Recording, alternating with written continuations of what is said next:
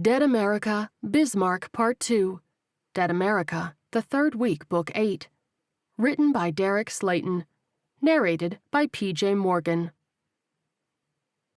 Chapter 1. Day 0 plus 19. The wind off of the Missouri River was brisk, but not overbearing, especially for this time of year. Patches of snow dotted the grassy landscape by the water, hidden beneath shady spots. The weather was cool, though threatening to push over the 40-degree mark. Most of the snow was undisturbed, except for one patch by a trail that led down to the waterfront. The footprints were unmistakably human, but with the off-kilter gait and the dragging of one side, it was clear that it wasn't a living one.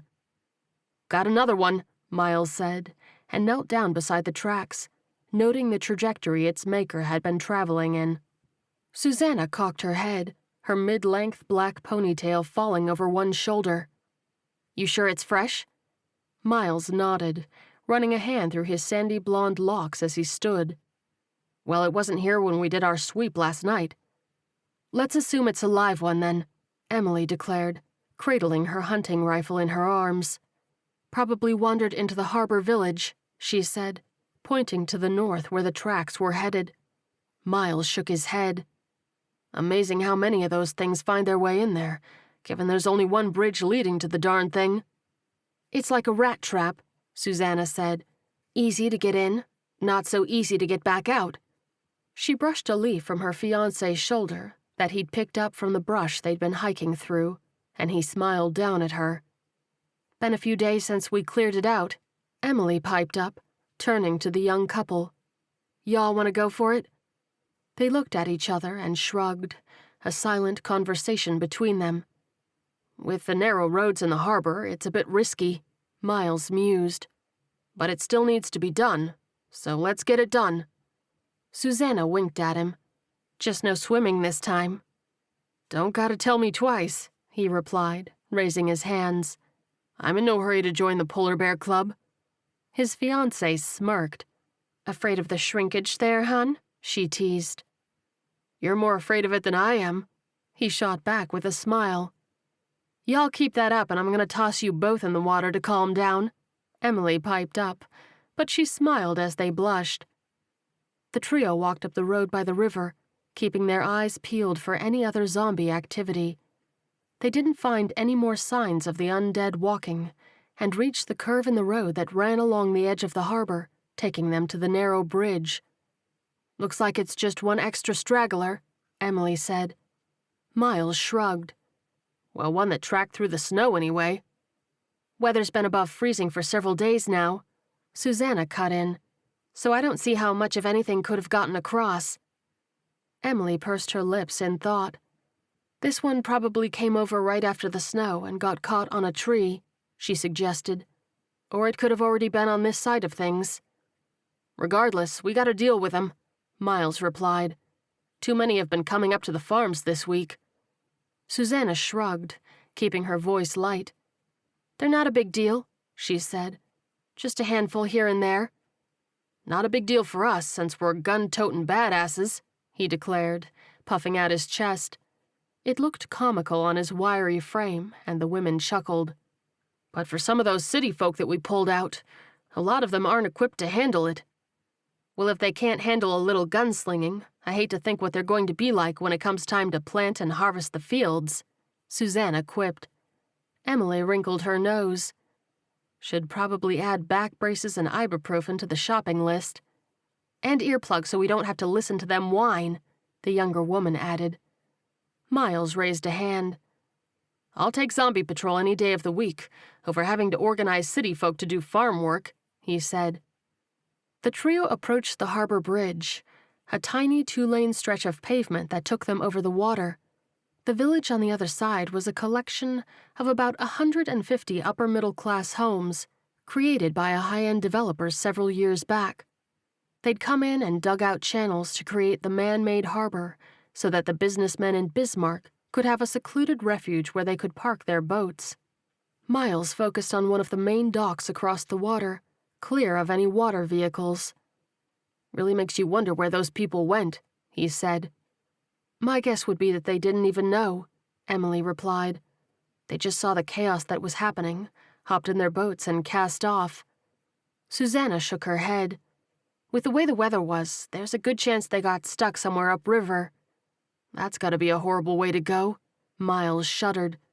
Starving on a freezing boat while getting seasick. His fiancée cocked her head. Sounds better than having an undead person rip your throat out. I think you're underestimating just how bad I get seasick, he replied, rubbing his forehead. She raised an eyebrow. Is that why you never want to go fishing with me? I told you, I'll always go fishing with you, Miles said, throwing an arm around her shoulder and giving it a gentle squeeze. Just as long as I can stand on the shore. Susanna barked a laugh. Well, that'll be good, she teased. You can catch the minnows, and I can use them as bait to catch our dinner. And that's why your relationship works, Emily declared. You complement each other.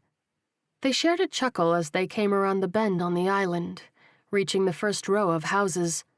A lone zombie stood in the middle of the road, oblivious to its surroundings. Crimson icicles glinted on its tattered clothes, and its exposed joints were in shambles from constant exposure to harsh weather. At the sound of footsteps, it turned towards the trio, as if slogging through molasses, reaching out a frost-bitten hand and staggering towards them. I got it, Miles said, and pulled a heavy lead pipe out of his makeshift holster. He wound up like a baseball batter, getting in position and waiting for the creature to reach him. As soon as it was within swatting distance, he swung, bashing the zombie's head in with the force of it. The creature's skull crunched, the pipe nearly going halfway through it, and the corpse fell to the ground. Nice hit, babe, Susanna said. He grinned and playfully rubbed his shoulder as if he'd strained it. Yeah, still need to warm up a bit more, but I'll get there. They headed along the main road leading to the western side of the harbor, looking down the side streets for any activity. You think we need to do a thorough sweep? Emily asked. Susanna shook her head. I wouldn't, unless we run into a lot of them, she replied. If we miss one or two, it isn't going to hurt anything. They headed up the next block and found 4 zombies mingling around a house. Miles led the casual walk towards them, swinging his pipe at his side. So, Emily, how is your daughter doing? He asked as they moved. I can't imagine this is easy for a young teenager. Florence is doing great, actually, Emily replied, slinging her rifle over her shoulder and pulling out her crowbar. Thanks for asking. She was always into reading, so with no school, she's just been happy to curl up by the fire and read away. That's good, Miles replied as he reached the first creature and clocked it on the top of the skull with his pipe. You know, if she ever does want to get out of the house, we're still doing a lot of activities at the Prime Dude Ranch. We're doing a lot of survival basics for some of the city folk, but we have fun stuff for the younger set, too. Emily stepped forward and rammed the end of her crowbar through the back of a zombie's head. Not sure she'd be into doing crafts and going camping, she admitted, as the body crumpled to the ground. But she might be interested in teaching some of the kids. Oh yeah, we'd love to have her come do that, Miles said, swinging again to deliver a final blow to his opponent. Since she loves to read, maybe she could come to a campfire story time. Susanna approached the other 2 zombies and cracked a tire iron over the first one's head. A group of us were going to go up to Almont in a couple of days to hit up the library, she said, and twirled around to smack the second ghoul in the face, dropping it.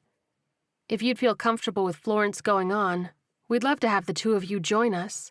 That way she can stock up on whatever books she'd like. She wiped off her iron and holstered it. Thank you, Emily replied with a smile as she holstered the crowbar. I think she'd like that.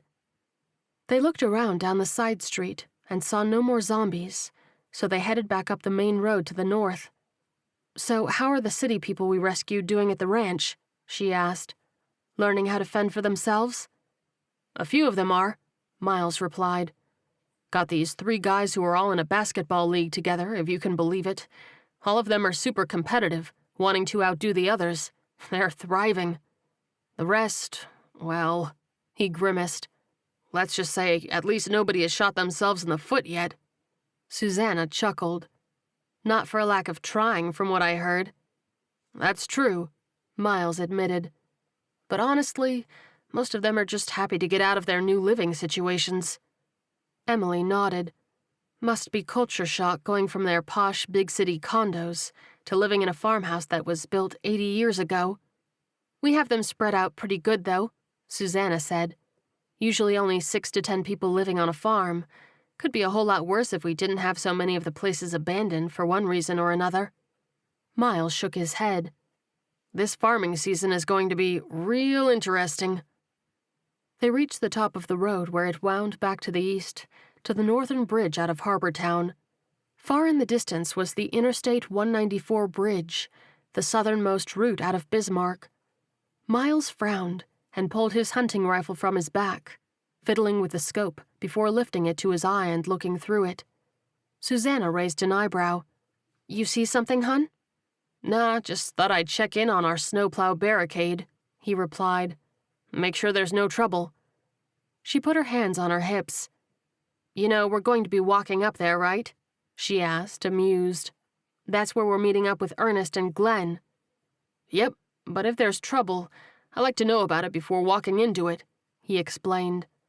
Susanna shook her head. "There hasn't been 5 of those things on that bridge since we blocked it off," she argued.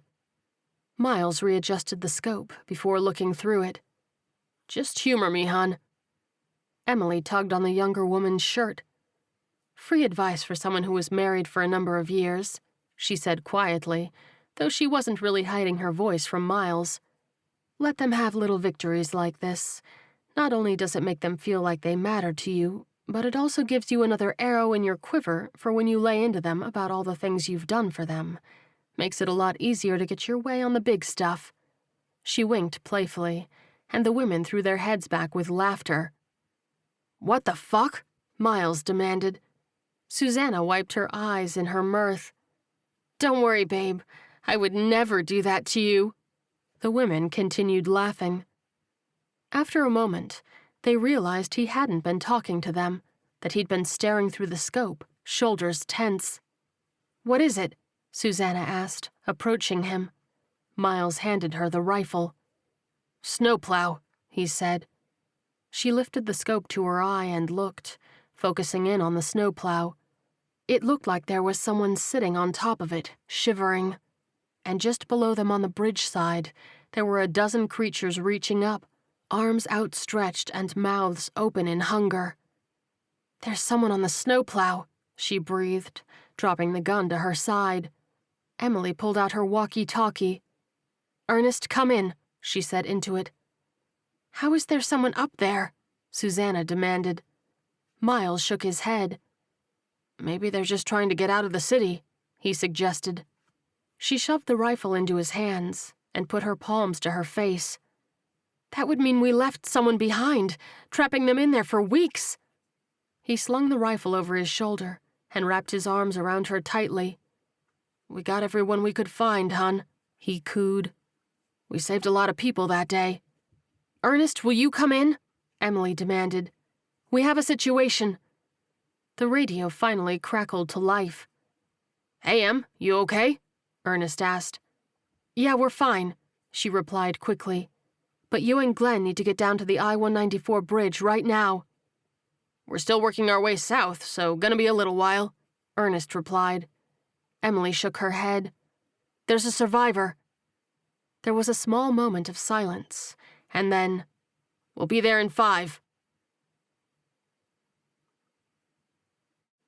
Chapter 2. The trio rushed up the interstate towards the bridge, about half a mile from where they'd been watching from. When they got to the edge of the bridge, they paused so that Miles could check through the scope again. There were a dozen zombies lined up shoulder to shoulder, with a few doubling up, all of them focused on the person sitting on the snowplow. He couldn't tell what the age or sex of the person was, as they were wearing a tattered gray hoodie and were curled up, arms around their knees.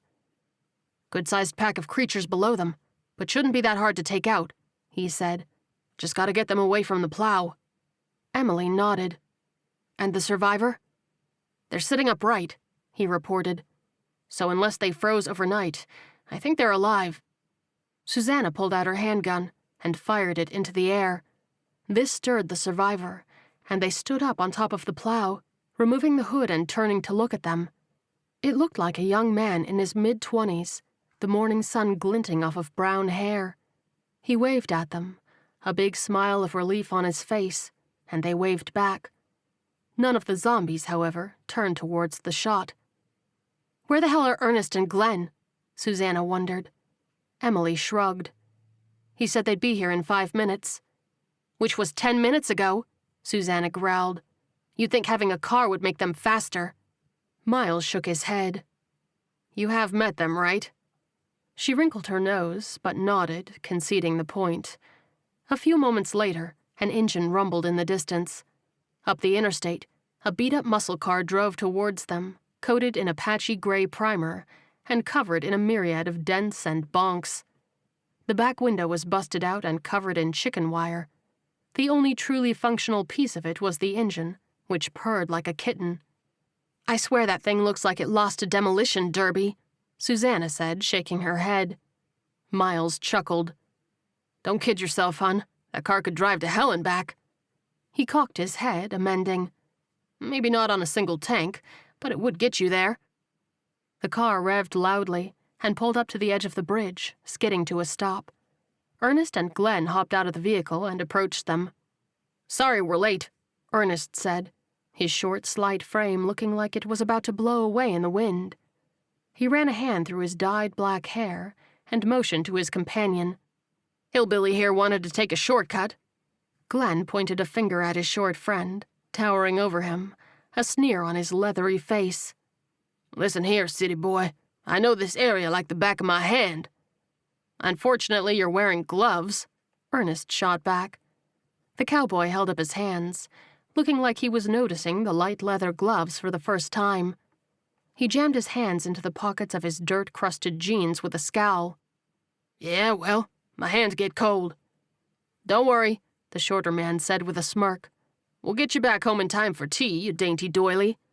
Glenn grumbled under his breath and turned to the trio. So what's going on? He finally asked. Miles tossed the rifle over and pointed. The tall cowboy peered through the scope, focusing on the survivor. How in the holy hell? Dunno, Miles shrugged. Glenn handed the gun off to Ernest, who took a look as well, and then handed the gun back to his young friend. Do you think you can pull them away from the plow? He asked, heading for the back seat of the car. He reached into the back seat and pulled out his bright silver-plated .22 repeater with a large lever on the trigger. I think we can arrange that, Ernest replied. Susanna raised an eyebrow. Aren't you worried about conserving ammo? She asked. Nah, old city boy will be fine, Glenn drawled.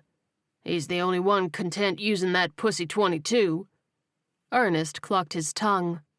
I just don't have to overcompensate with my weapon choice, he quipped, and before Glenn could put the insult together, he continued. Besides, we found a huge cache of .22 ammo last time we went out. I can shoot for days and not worry about running out. He checked his mag, popping in a few extra rounds until it was filled to the max. We ready? The group headed up the bridge and approached a car about 30 yards from the plows. When I'm in position, you start pulling them towards you, Ernest said. I want to make sure my aim isn't anywhere close to the plows. Don't want to run the risk of a ricochet. Hillbilly's already been shot once. Emily turned to the tall cowboy. How is your shoulder, by the way? Stings a little, but I've been managing, Glenn replied, rolling the offending shoulder. Ernest rolled his eyes. Don't let him lie to you. It was a through and through. In the shoulder? Emily gaped. Never underestimate the positive side of supersizing every single meal, Ernest said. Provides a protective layer of fat everywhere. Glenn glared at him, but bit his tongue. Partially because he was right, but mostly because he didn't want the city boy to get riled up. He needed to focus on shooting. Ernest ran up ahead, taking up position behind the car. When he was ready, he gave them a thumbs up. The group began yelling and clapping their hands, and Susanna put her fingers in her mouth and let out a deafening whistle. Everyone winced and turned to her in shock. "Miles, no matter how far away from home you get," Glenn drawled, "she's always going to be able to call you back with that whistle." Susanna winked. "Oh, he knows." They shared a laugh, and then continued to yell and hoot. Before long, the zombies at the plow finally started to break away from the survivor and head towards the noise. Ernest steadied himself, waiting for the creatures to cross his line of sight. As soon as they did, he fired and quickly reloaded with the lever action. His aim was pure, catching the zombies in the side of the head, dropping them to the ground. His first 5 shots were perfectly precise, but the gunfire attracted a few creatures in his direction, preventing him from getting a clear shot. Miles stepped forward with his hunting rifle to help his comrade out of his pickle. He aimed and fired a few times, hitting the zombies that had turned towards the car. 2 heads exploded, giving Ernest the chance to duck out of sight, peering through the windows to keep an eye on the cluster of undead. The 2 shots worked well, drawing the attention back to them. When the bulk of them were across the safe fire threshold, Ernest popped back up and unloaded quickly. One by one, the ghouls dropped to the ground, and in a matter of seconds, the whole battle was over. The short man popped out from behind the car and strolled over to the pile of fallen creatures, making sure all of his headshots had been true. "We're clear," he finally reported, and the group headed over towards the plow. The man on top cautiously climbed down, stumbling at the bottom and falling to his knees. Susanna and Emily immediately rushed over to him, helping him back to his feet. His legs were wobbly, and he felt so thin and wiry through his clothes. "Are you okay?" Emily asked. "Water," he rasped. Susanna turned her head. "Miles, we need water." "Got some in a cooler in the back of the car," Glenn said. "On it," Miles replied, and sprinted back down the bridge to the car to grab a bottle, while the girls gently set the man on the ground next to the plow so he could lean back against it. He grimaced as his back pressed against the large tire. "You're okay now," Susanna said, brushing his hair back from his face. "We've got you." Emily knelt in front of him. "Can you tell me your name?" It's Matt," he rasped. "Just take it easy, Matt," Susanna said gently. "You're safe now." "My mother!" he suddenly gasped, sitting up straight, a wild look in his eyes. Susanna put her hands on his shoulders and eased him back against the plow as he dissolved into a coughing fit. "Take a breath," Emily said, her voice level and calm. He took some deep breaths, trying to steady himself, just as Miles returned with a bottle of water. He handed it to Emily, and she opened it for him. Matt took it and chugged half of it in a single gulp, breathing heavy and much clearer afterwards. "Has he said anything?" Miles asked. Glenn shrugged. "Just that his name is Matt, and something about his mother." My mother and my little brother," the distressed man on the ground said. "They need help." Susanna's brow furrowed. "Where are your mother and brother?" she asked. They're still in town," he stammered. She clenched her jaw and got up, walking away from the group, facing away. Miles shook his head, knowing she was fighting tears over having left somebody to die when they cleared out the town. "Where are they?" he asked gently, taking a knee in front of the man. Matt swallowed another gulp of water. "The Sandrock Inn," he replied. "I don't know what road it's on, but it's a few blocks east of the capital." "You were really close to us a couple of weeks ago," Emily said gently. "Why didn't you let us know you were there?" He shook his head. We just got there last week." Susanna's shoulders relaxed, and she turned back towards the group, calming her self-loathing. My mother, brother, and I, we were trying to get through the city," Matt explained shakily. Thinking it would be safer across the river." He took another swig of water. But we got trapped. There were way too many of those things. We took refuge in the hotel, hoping it would calm down, but it never did." He finished off the bottle of water, dropping it to the asphalt beside him as he pressed his palms to his forehead. "The food ran out 3 days ago. I had to do something, so I went out to search for food. I ran into a big pack of those things and kept coming west. When I saw the plows, I hoped that someone was out there, and I was right." He looked up at them. Please, you have to help my mother and brother. They can't survive much longer on their own." He dissolved into sobs, sitting back against the tire and melting into a blubbering mess. Emily rubbed his shoulder for comfort, but addressed her group. "We gotta do something." "You really want to go back into the city?" Glenn asked, running his hands through his dark hair. She shook her head. "Want to?" she scoffed. "Hell no, I don't want to go, but I think we need to." "Hell yeah, we're going in there," Susanna snarled, cracking her knuckles. Miles grabbed her shoulders, trying to calm the fire in her eyes. "Settle down, hon. You're no good going in there all pissed off." She pushed against him, trying to wriggle free, but he pulled her against his chest, kissing the top of her head, calming her. Ernest clambered up on top of the plow, looking down the other side to survey the 8 zombies milling about below. He aimed and popped each of them in the head in rapid succession, like he was at a carnival firing range. He paused, looking both ways, and not seeing much of anything in the way of ghouls staggering about. He hopped back down and rejoined the group. "There were a few of those things on the other side," he reported. "But even after all the shooting we've done, it hasn't attracted that many of those things." "There," Matt stammered through his tears, fists clenched. "They're out there." Ernest nodded. "I don't doubt it," he agreed. "But if we haven't attracted any, they're probably spread out pretty thin." "We're fleet of foot," Emily said. "We can get in and get out with no trouble." Glenn shook his head. "I think we should go get some of the boys from the ranch to help us out." "Please." Matt pressed his palms together in prayer. "I don't know how much time they have." Miles shook his head. "Half of them are doing a supply run to Mott today." "That's like 100 miles from here," Glenn exclaimed. "What the hell are they doing out there?" The younger man shrugged.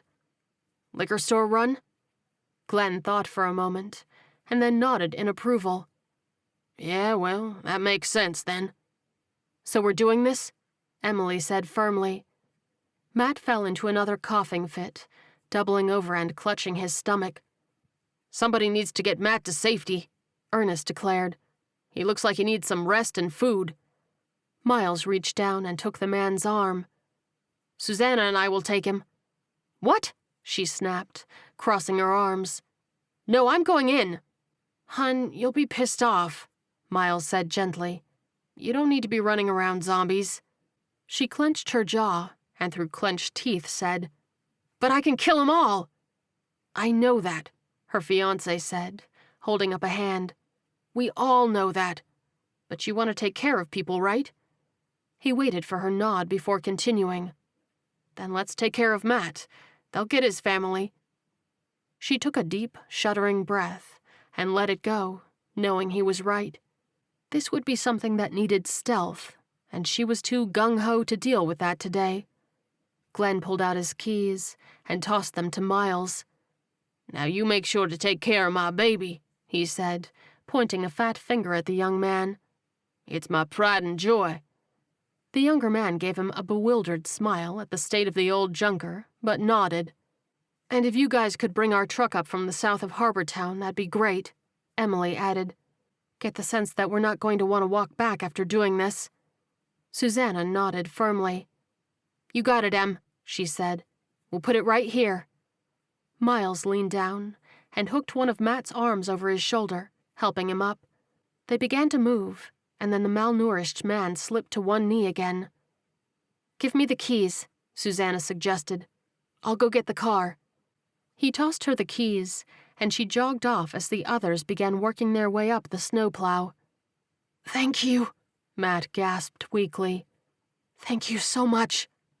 Emily smiled down at him. "It's our pleasure. We'll get your family." "They're on the 4th floor," he said. "Room 418. 4th floor, 418, she repeated with a firm nod. "Got it. And don't worry, we'll bring them back safe." She hopped up onto the top of the plow, following the others. Ernest did a quick sweep to make sure nothing was coming, and then hopped down to the ground first.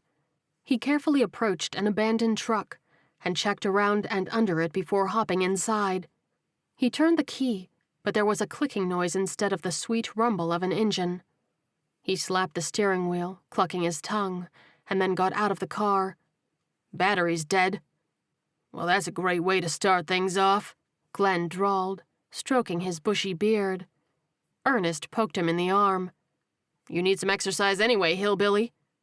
With as much as you run your mouth, city boy, you should be in marathon shape," Glenn shot back. Emily sighed, shaking her head, trying to hide her smile. "This is going to be a long day." Chapter 3. Emily, Ernest, and Glenn headed along the main road to the east, towards the first major cross street in Bismarck. They had to get to the northeast where the capital was, and head over to the Sand Rock Inn. As they approached the front edge of the two, there was a pack of 30 zombies at the cross street, about 30 yards ahead. They immediately jumped behind cover on the side of the road. "Well, this is turning out to be a grand idea," Glenn muttered. Emily pursed her lips. "We really need to find us some transportation," she said. "There's a big neighborhood to the south of us," Ernest suggested. "I know it's in the wrong direction, but hopefully there are some vehicles there." Emily glanced at Glenn for his input. The cowboy shrugged. "Well, lead on, city boy. It's your idea." Ernest studied the horde in the intersection, and then spotted trees to the south of them. "Let's cut through those trees," he said, pointing. The others nodded and followed him as he broke from cover, leading them across the street. Glenn stumbled as they got to the road, his gun clattering to the ground, and some of the zombies turned to look in their direction, arms outstretched. "Good job, hillbilly," Ernest muttered. Glenn didn't respond, simply grunted in reply and grabbed his gun, catching up to his companions as they darted across the road. As they hit the tree line, noises came from within the dense wood. Ernest didn't stop, knowing they didn't really have any other option. He just raised his gun and moved through the trees, leading the pack. There was a ghoul about 10 yards ahead coming around a tree, scraping its exposed shoulder on the bark, leaving some rotting flesh behind. He didn't hesitate, barely pausing his forward momentum, and fired, putting it down with a clean shot to the head. The noise evoked more moans in the woods, putting him on edge. One by one, more zombies appeared, snarling hungrily at them through the trees, and he fired several more times, clearing them a narrow path forward. "Keep moving," he hissed. Emily and Glenn kept up with him, staying right on his heels. They darted between trees, moving towards the clearing up ahead. As they approached the tree line, several creatures began to form a horizontal line, blocking their path to the field. Ernest stopped and readied his gun to fire, but Glenn bumped him out of the way, barreling forward and rushing the line of the undead. He lowered his good shoulder and plowed through 2 of them like a linebacker, sending zombies flying into the air. The other 2 quickly flew through the hole before it could close around them, and the trio tore for the road by the first house. As they reached it, Ernest turned and fired a few shots, putting bullets into the front few zombies and creating a temporary roadblock. "Where are we going?" he asked, keeping an eye on their staggering pursuers. Emily and Glenn searched frantically, the latter finally pointing to a 4x4 pickup truck several houses down. "Got a truck, let's go!" he cried, and jogged towards it. Ernest fired off a few more shots before joining them, the trio running for the vehicle. "Check under the wheel wells," Emily barked as they reached it. Glenn furrowed his brow as she reached under the driver's side tire, feeling around underneath. For what? He asked. A key, unless you know how to hotwire a brand new truck, she replied. Glenn shrugged and took a tire, and they groped around, hoping to find a magnetic key box, the kind that was popular on late-night infomercials. Ernest stood watch as they worked, refilling his rifle with rounds. I got nothing, Emily said with a frustrated sigh. Glenn stood up from the other side of the truck. Me either. You two go inside, Ernest urged. I'll cover you. He watched the 40 or so zombies lumbering towards them, and his companions didn't hesitate, running to the front door of the small one-story home. Emily tried the knob, but it was locked. Stand back, Glenn instructed, and as soon as she was out of the way, he plowed into the door. It didn't completely open, but the door frame cracked, and he stepped back, throwing his body into it again, sending the door exploding into the house. They rushed in, guns raised, and ran through the house. Glenn came around into the living room and saw a figure in the corner, firing and taking its head clean off. He waited for a moment for any more noise, but there was none. I think we're clear, he called, and Emily returned from the kitchen. Same here, she agreed. He looked around the front lobby. Where the hell would keys be? He wondered. Check every tabletop, and by the front door, she replied, and headed for a line of hooks on the wall next to a mirror in the front hall. There were no keys to be found. She headed for the master bedroom, scanning the dressers and nightstands, but everything was empty. Glenn went into the back bedrooms, finding a pink nursery and a makeshift office. He rummaged around on the desk, finding nothing but a stack of overdue bills and various post-it notes scattered about. I got nothing, he called. Gunfire erupted from outside, slow, methodical shots, but it meant that the zombies were closing in. We're running out of time, Emily called back. Keep looking. Where? Glenn demanded. She looked into the living room as he emerged on the other side of it, and then pointed to the corpse in the corner. He let out a sigh. Damn it, just damn it, he muttered, and dropped to one knee to pat the corpse down. He gagged a little over the smell. Christ, man, have you been sitting under a tanning bed since you died? He grunted, and hurried it up, vigorously checking every pocket and fold in the guy's clothes. He finally found a set of keys in the right pocket of the jeans and pulled them free. Got 'em, he cried triumphantly and stood up. The gunfire picked up pace, and the duo ran full tilt out of the house. Ernest had climbed into the back of the pickup, standing his ground as the creatures hit only 10 yards away. He was rapid-firing at this point to hold them at bay. Glenn and Emily paused, surveying the scene in shock. What the hell are you waiting on? Ernest barked, and they snapped back to attention. Glenn hit the unlock button on the key fob, and the sound of the truck clicking in response was a welcome relief. The duo rushed the truck, and the cowboy hopped into the driver's seat, slamming the door on a nearby zombie.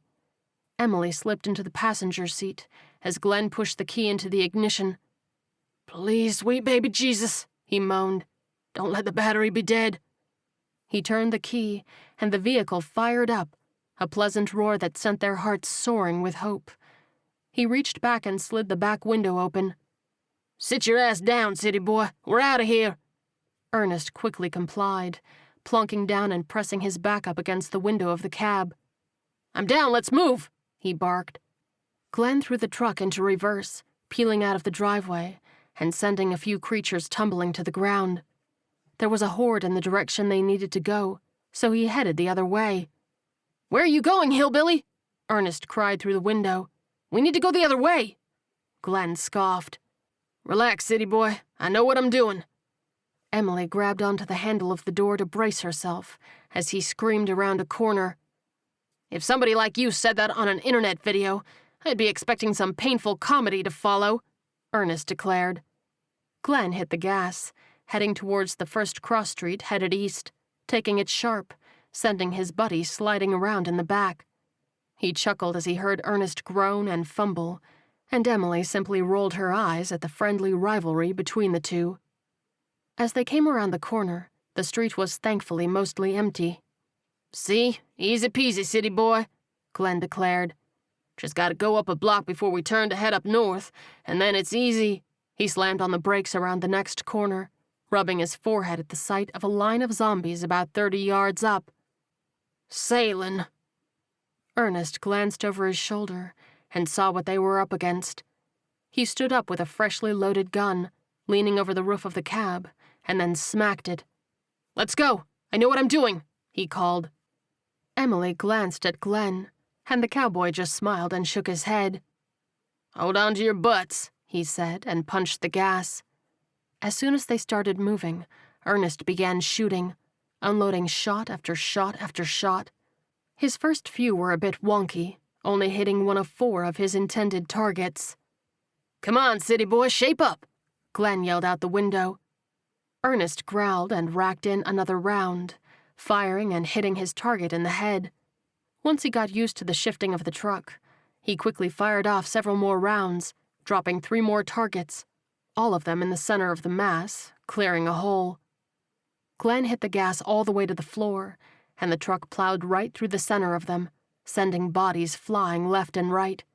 The bump over the creatures lifted Ernest off of his feet a bit, causing him to let out a shriek before his feet touched back down on the back of the truck. The cowboy burst into gales of laughter. "Real manly there, city boy," he cried, wiping fake tears from his eyes as Emily rolled hers.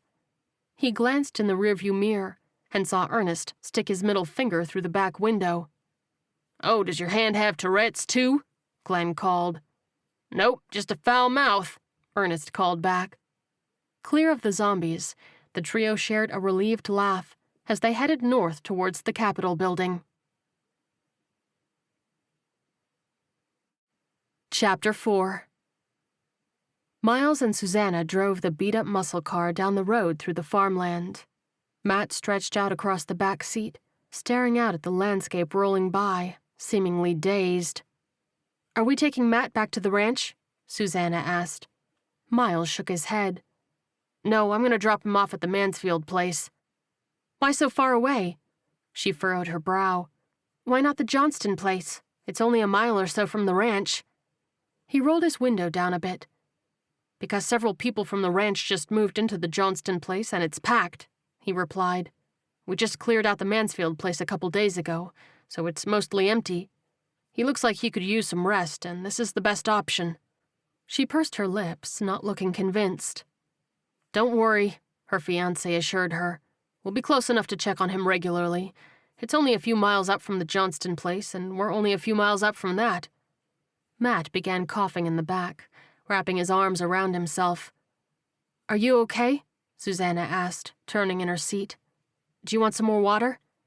He nodded and extended his hand to take the bottle she offered.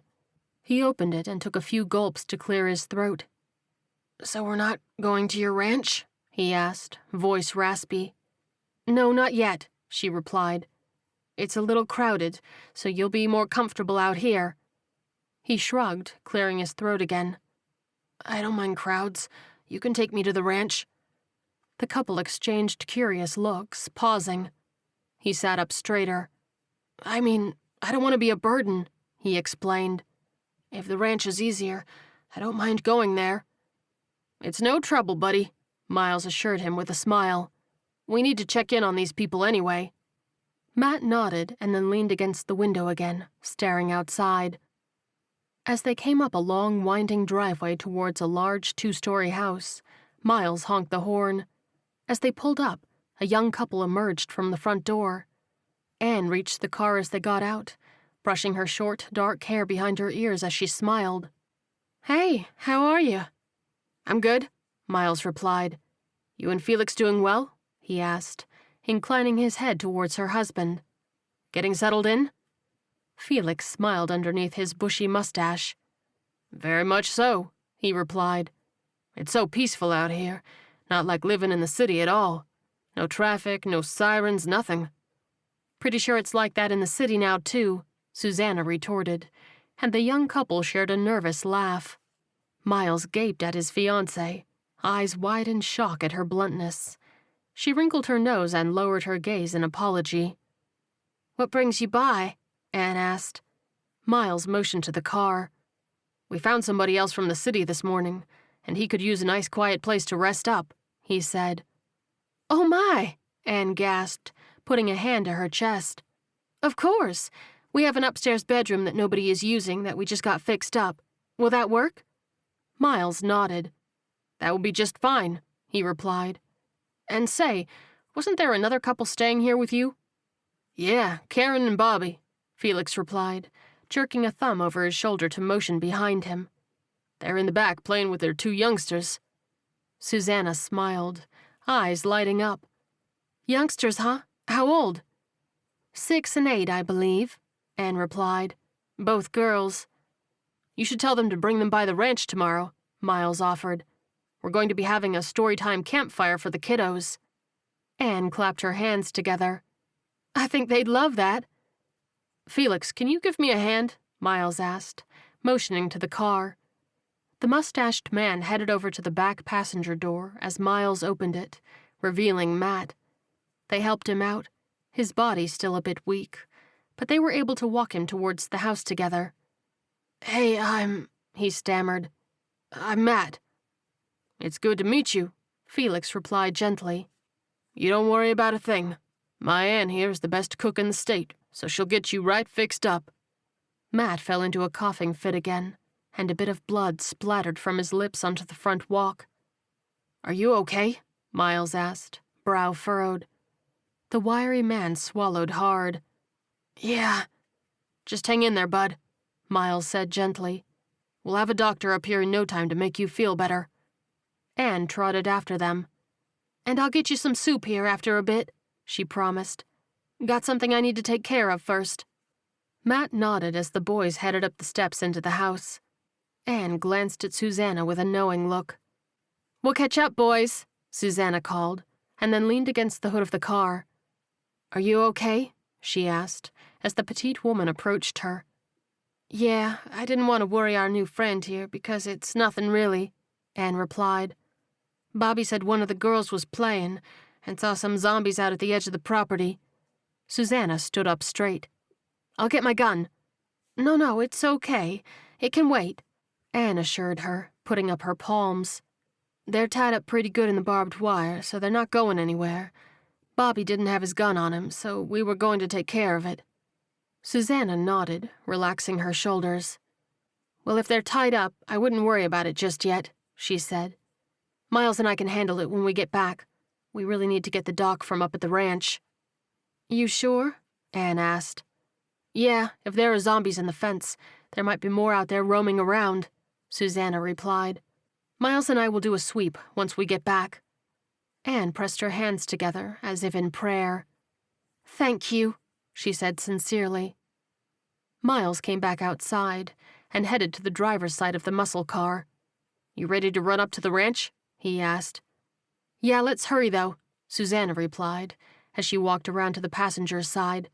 "Got some critters tied up in the barbed wire, so we'll have to clear them out and do a sweep when we get back." Miles shook his head, chuckling. "Day never ends, does it?" he asked. She smiled and shook her head as well as she got in the car. "Thank you. We'll be back in about 20 minutes, she said out the window. "No rush," Anne replied with a wave. "We'll take good care of Matt until you get back." Miles fired up the car, and they peeled out back down the dirt driveway towards the ranch. Chapter 5.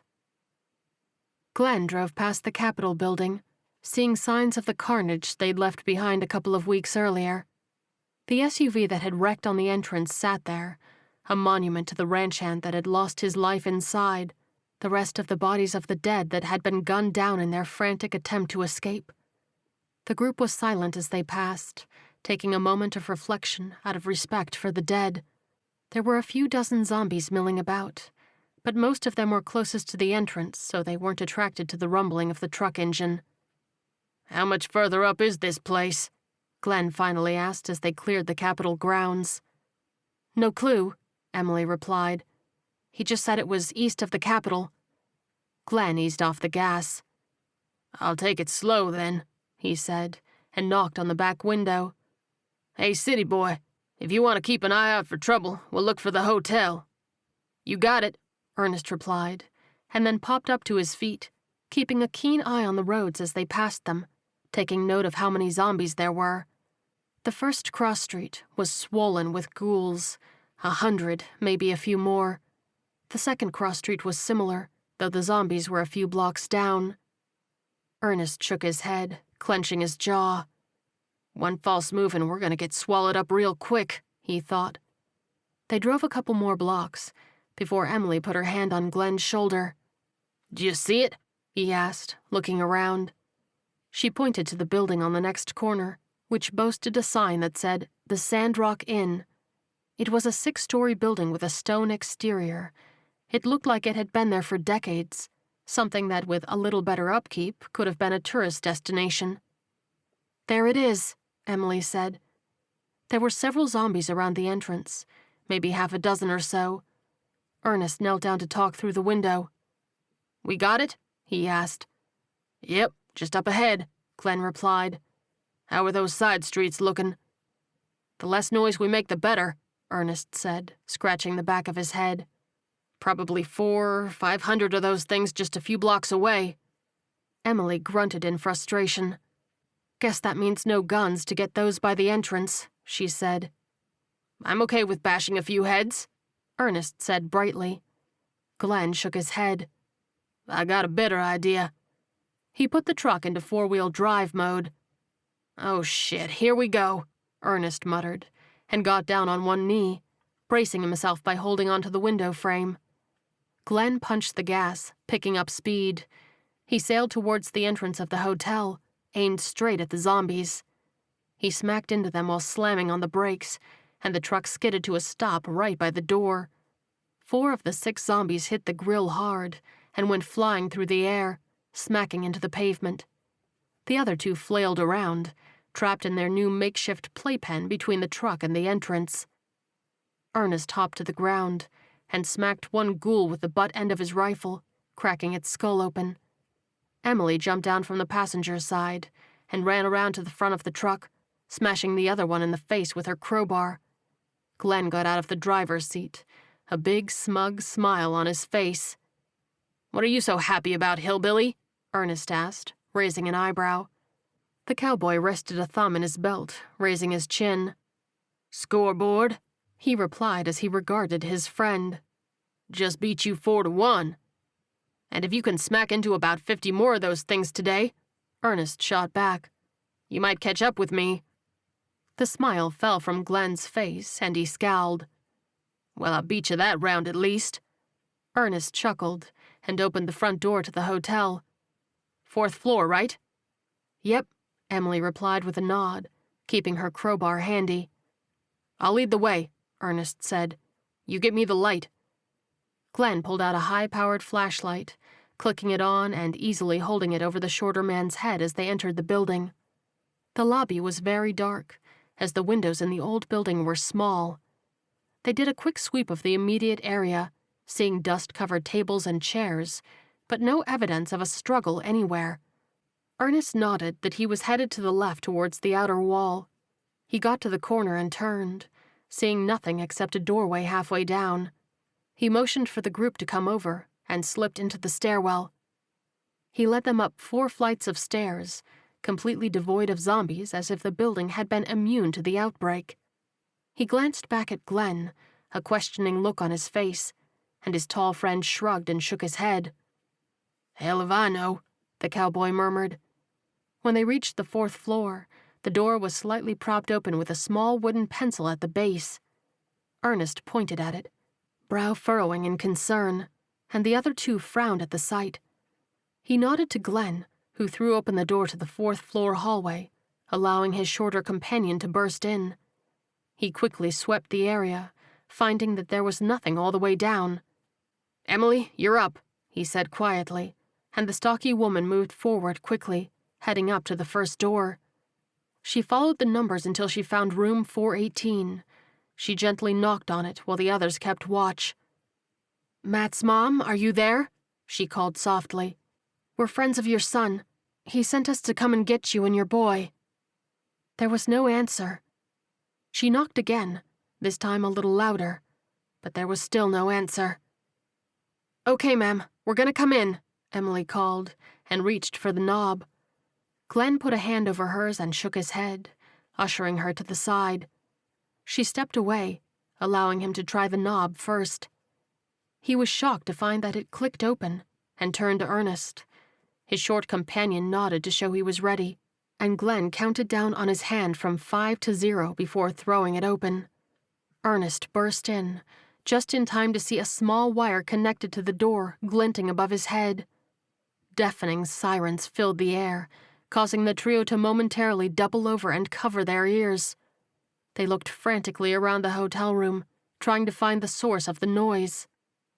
Glenn followed the wire to the potted plant in the corner and turned it over, stomping on the mechanical box that fell out to quench the noise. "What the fuck is going on?" he cried, as soon as the siren inside stopped. He thought his ears were ringing, but it was clear after a moment that there was still another siren somewhere bleating loudly. Emily poked her head into the hallway. "It's in the stairwell," she called. "Well, let's go get it," Glenn yelled.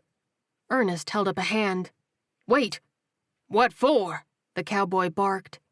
Ernest pointed out the window, and then threw it open, causing the sound of the high-pitched alarm to flow inside to them. He stuck his head out and reached his arm out to one of the little mechanical boxes stuck to the outside wall several feet away. He grunted with the effort, but he couldn't quite reach it. He ducked back inside. "Grab my belt," he yelled. "What?" Glenn threw his arms up. "Grab my belt, hillbilly!" Ernest screamed, and his companion finally complied, rushing over and holding onto his belt. Ernest leaned far out the window, aimed his rifle, and fired, destroying the little siren. Glenn pulled him back inside, and they listened for a moment, finding no more loud noise on the outside. "We gotta get out of here," Glenn demanded. Emily approached the side window, looking out over the sea of zombies pouring in from side streets, all heading towards the hotel. "He's right," she agreed, turning back to them. "We gotta go, Ernest." The man in question didn't answer, simply staring at the wall, slack-jawed, his rifle limp in his hands. "Snap out of it, city boy," Glenn barked, striding over. "We need you." Ernest simply pointed to the wall, and the others turned to look, their eyes widening in realization. Scrawled across the wall in tall red letters read, "Now I will inflict the pain that you inflicted on me." "That son of a bitch!" Glenn roared. "I'm gonna kill him!" Emily grabbed his arm to calm him down. "We gotta live first, so let's go." Ernest quickly reloaded his gun to the max as they bustled out into the hallway. They rushed down the stairwell, and Glenn grabbed the last siren box on the way and smashed it beneath his boot with a scream of anger. With the silence came a new, terrifying sound. Moaning. "Light," Ernest croaked. "I need light." Glenn fumbled with his flashlight, but finally managed to get it out. He shone it down to the next landing, and there were a few zombies on it. Without hesitating, Ernest fired 3 shots, taking them down efficiently. He darted down the flight, the other 2 following swiftly. When he reached the next door, a zombie emerged, and he fired, catching it in the head. "Door!" he cried, and Glenn put all his weight against it, shoving it closed hard.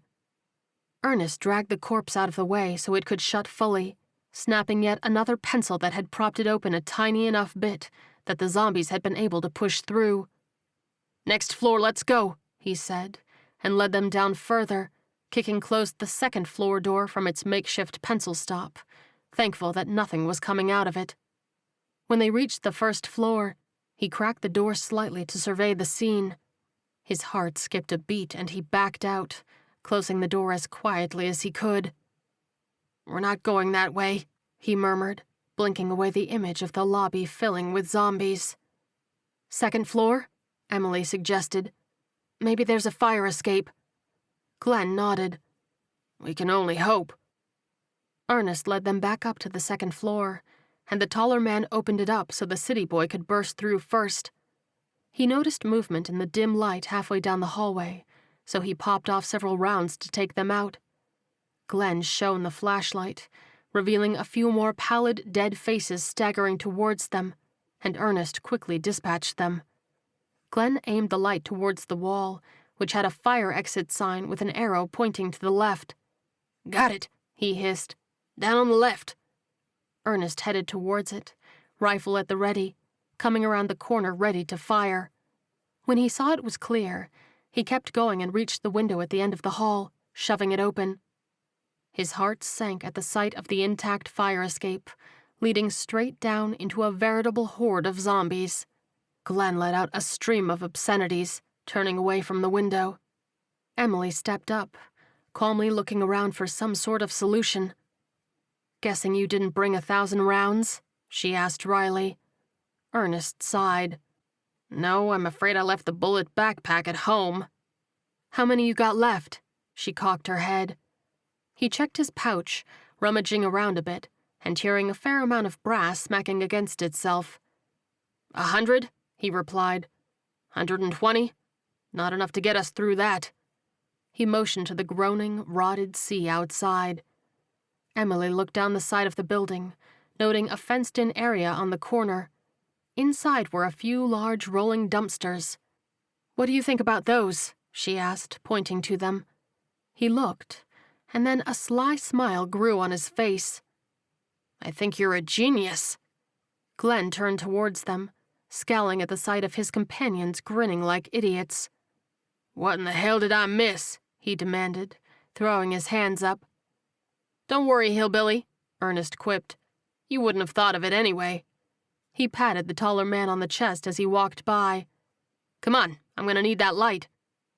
Glenn was still confused, but flicked on the light and followed his companions, holding it high. They reached the room at the end of the hall, and Ernest tried the knob, but it was locked. "All right, you're up," he said, stepping aside. Glenn shook his head as he approached the door. "Emily, you might have to get cozy with this beanpole so he starts eating proper," he drawled as he took a strong stance. "Need to put some weight on those bones." She blushed slightly, a small smile threatening her face, and stepped away from the door. Glenn gave it a forceful straight kick, which sent it flying inwards off of the latch. Ernest rushed in and quickly cleared the room before heading for the window. He opened it up and looked straight down at the 2 dumpsters about 8 feet below them. He glanced over at the other side of the fence, the bulk of the zombies moving past them towards the front of the building. "This is going to work just fine," he said, smiling at the sight. Glenn looked out and down at the dumpsters and raised an eyebrow at the cheap tarp material on the fences to help keep the garbage out of sight from the outside. "You are out of your fucking mind if you think I can do that." "It's as simple as falling off a bike," Ernest declared. His tall friend scowled. "Well, before we go jumping, it might be a good idea to figure out what we're doing after we land." Emily peered outside, pointing at a big garage across the street that took up the whole block. "The garage looks like a good option to me," she suggested. "Get in on this side and get out the other." "And how are we getting in?" Glenn asked, crossing his arms. "I see a window," Ernest replied, holding up his gun. "And I got the key." The cowboy just shook his head, not thrilled with the idea of jumping out a window. Ernest reached out and grabbed the taller man's shoulder. "Look, big fella, we need to do this.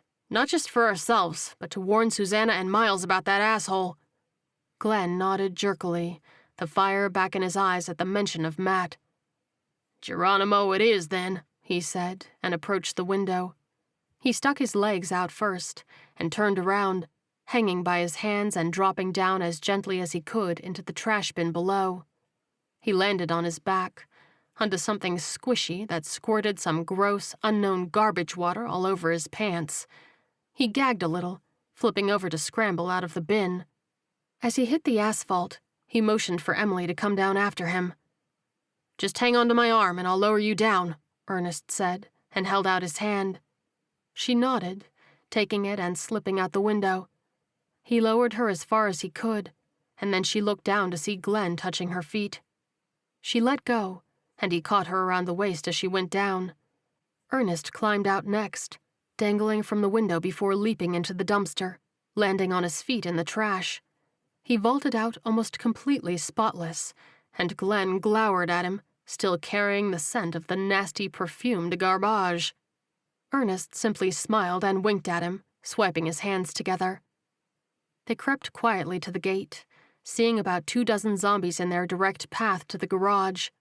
Ernest motioned to the others, pointing to the dumpster and then miming pushing it, and they nodded and headed behind the large bin.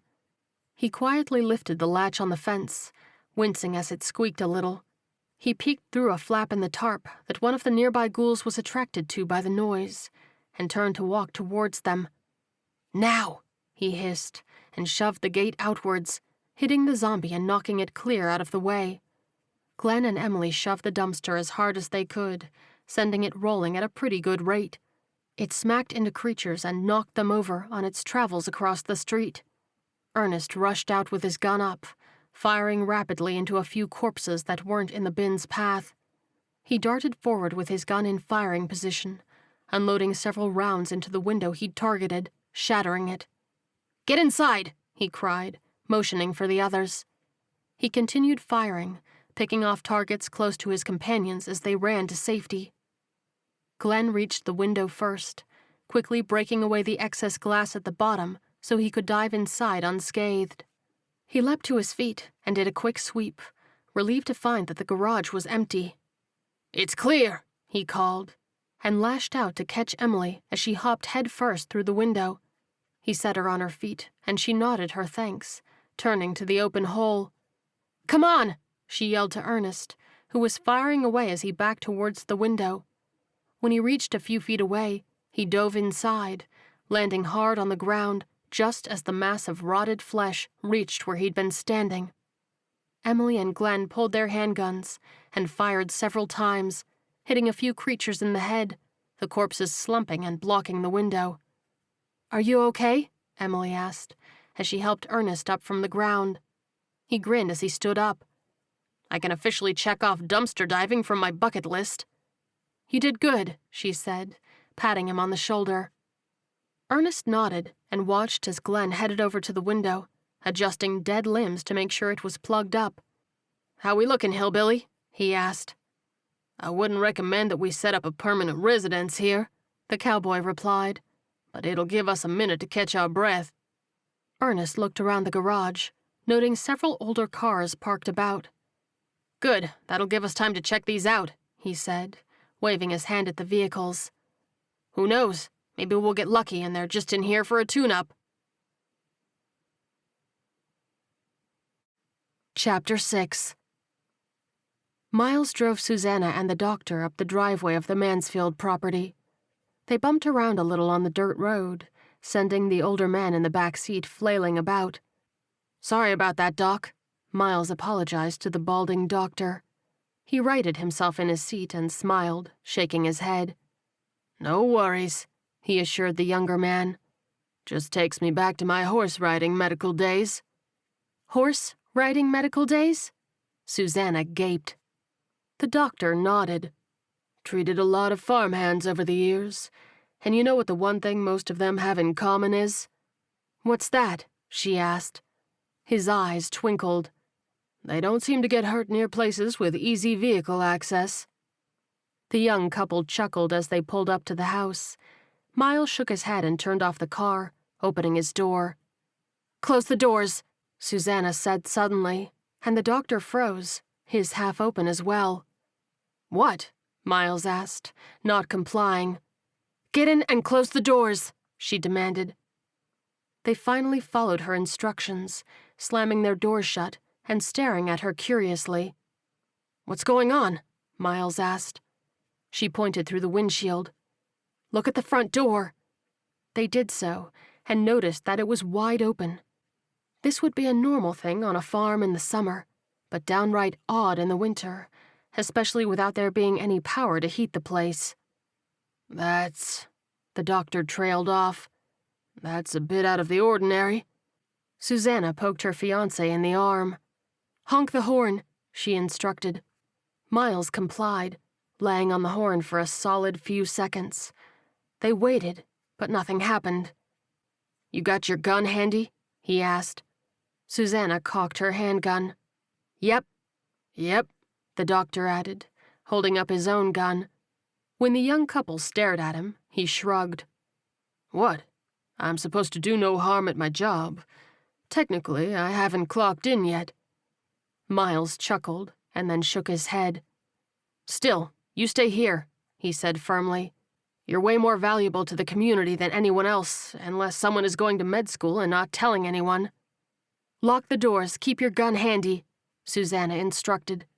"And if anybody you don't recognize comes up, don't hesitate to shoot them."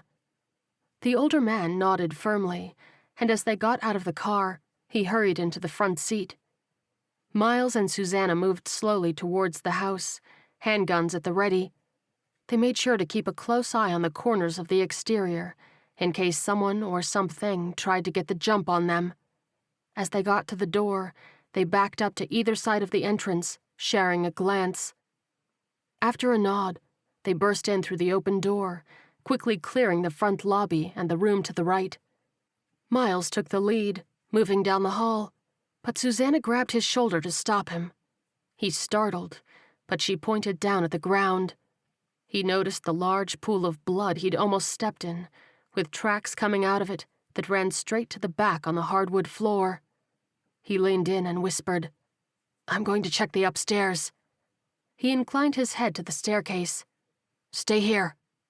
"We go together," she hissed, shaking her head vigorously. "You're a better shot than I am," he whispered back.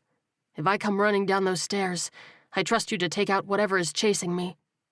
She bit her lip. She didn't want him to go, but she knew he was right, and it was the smarter play.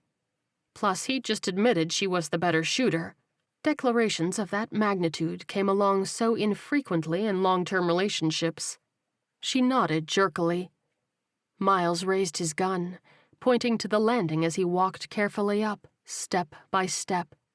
When he got to the top, he looked down the hallway. There were 2 bedrooms on either side of the hall, both doors closed. At the far end was the bedroom that they'd taken Matt in to rest not even a half hour ago. He slipped a little, and then clenched his jaw at the sight of the fresh blood on the floor in the middle of the hallway. He took a deep breath and regained his footing before continuing his careful walk. He steeled himself to enter the bedroom, unsure he wanted to know what he would find. He leapt into the far corner of the hallway, aiming at the bed, and then his gun arm fell, bile rising in his throat. Matt was gone, but in his place was Felix, his throat slit, eyes glassy and dead. Miles shook as he approached, retching, and pressed 2 fingers against his sticky throat, even though he knew in his gut it was useless. No pulse. He shook his head, trying to blink away the image of Felix's horrified, dead face, and left the bedroom. He quickly checked the other 2 rooms, finding them empty and undisturbed. As he exited the final room, he walked at a deliberate pace to the stairs.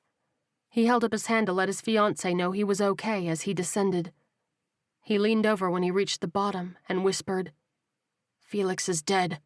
Matt is gone."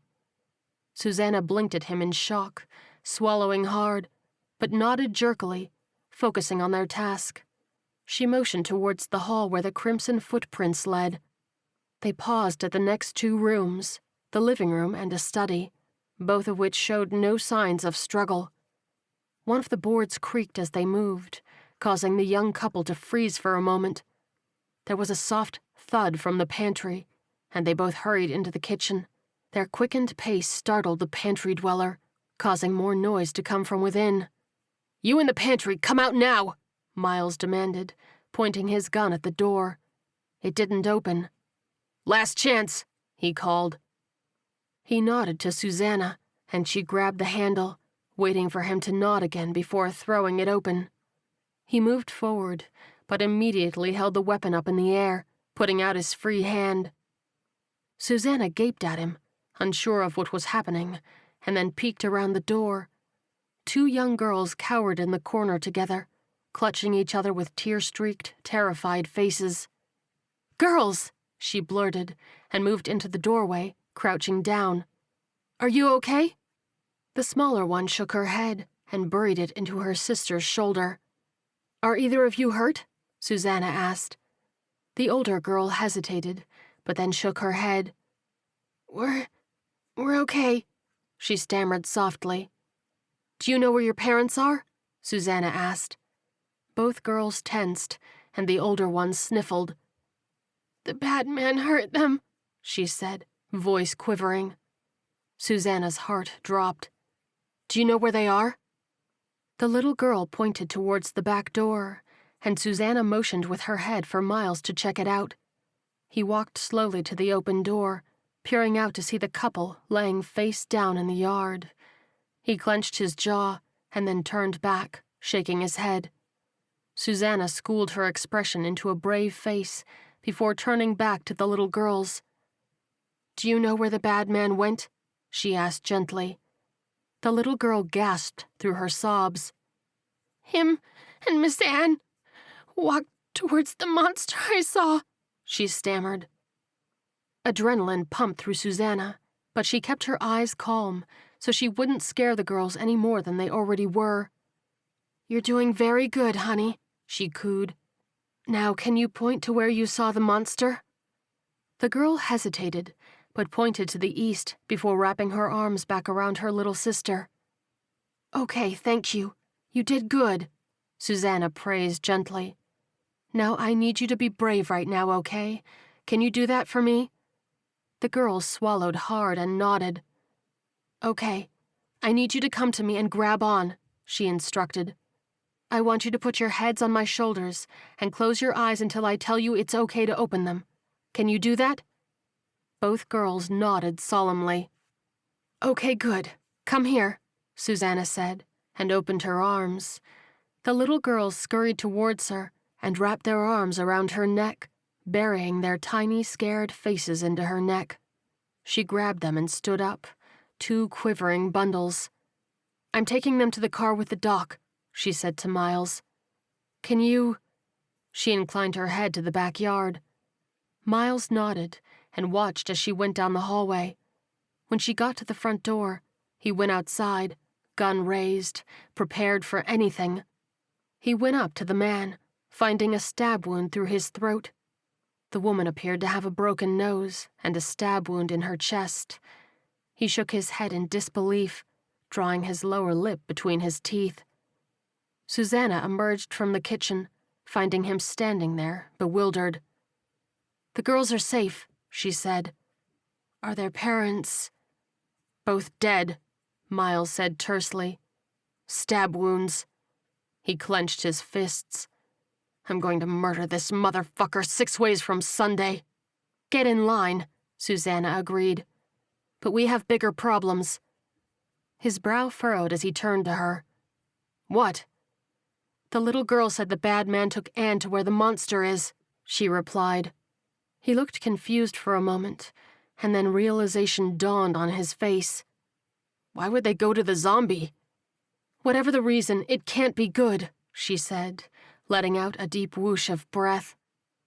Miles led the charge towards the east, where the zombie had been tangled up in barbed wire, as per Anne's report earlier. Got something, Susanna hissed, skidding to a stop to look down at some tire tracks. Miles ran a hand through his shaggy hair. God, he's not on foot. They picked up the pace, running the 1/2 mile to the fence. There were 2 zombies tangled up in the barbed wire, so much that it was impossible for them to break free. Neither one of them is Anne, Miles mused. Susanna's breath caught in her throat. Look, his mouth. She pointed to the front zombie, dripping fresh crimson from its maw. What the hell is going on? Miles breathed, as the zombie found a small bit of flesh it hadn't ingested earlier, chewing on it and agitating its undead friend. Susanna looked at the tire tracks, which ran parallel to the fence and the road. Oh, God, she said slowly, putting a hand to her chest. That's the direction of the Johnston place. There's 14 people there, Miles growled. And if this maniac infected Anne... They looked at each other and then sprinted for the car. As they approached, the doc got out of the driver's seat, gun at the ready. What's wrong? He asked. You and the girls need to stay here. Susanna instructed as she skirted the car. "Go to the front room, lock it up tight, and wait for someone from the ranch to come get you." The old man shook his head. "I don't understand." "We may have runners," she said, eyes blazing. His face went pale, and he opened the back door of the car. "Come on, girls. We're gonna go back inside and play some card games," he said brightly. "You like card games, don't you?" They reluctantly got out of the car, nodding and clutching each other. Susanna grabbed his arm as he passed her. "Grab the front porch mat on your way in," she said quietly. "There's a rather large bloodstain by the stairs, and I don't think it would be good for those girls to see." He nodded and headed inside. "Susanna, we gotta move," Miles said from the driver's seat. She ran to the passenger's side and jumped in, slamming the door behind her. "Let's go." Chapter 7. "How in the holy hell can you have half a dozen prime-looking vehicles like this, and not a single damn one of them runs?" Glenn groaned, scrubbing his hands down his face. Emily shook her head. "Collectors collect for different reasons." "Well, if you got a car that don't run," the cowboy replied, kicking the bumper of one of the beaters, "you ain't a collector, you a junker." Ernest raised a hand. "Totally agree with that." He raised an eyebrow as the others gaped at him. "What? Cars are meant to be driven." "No, not that," Glenn replied, waving his hands in front of his face. "It's just, you agreed with me on something." Emily grinned. "We'll mark the day and time down, because the apocalypse just officially began." They shared a chuckle as they congregated in the center of the garage.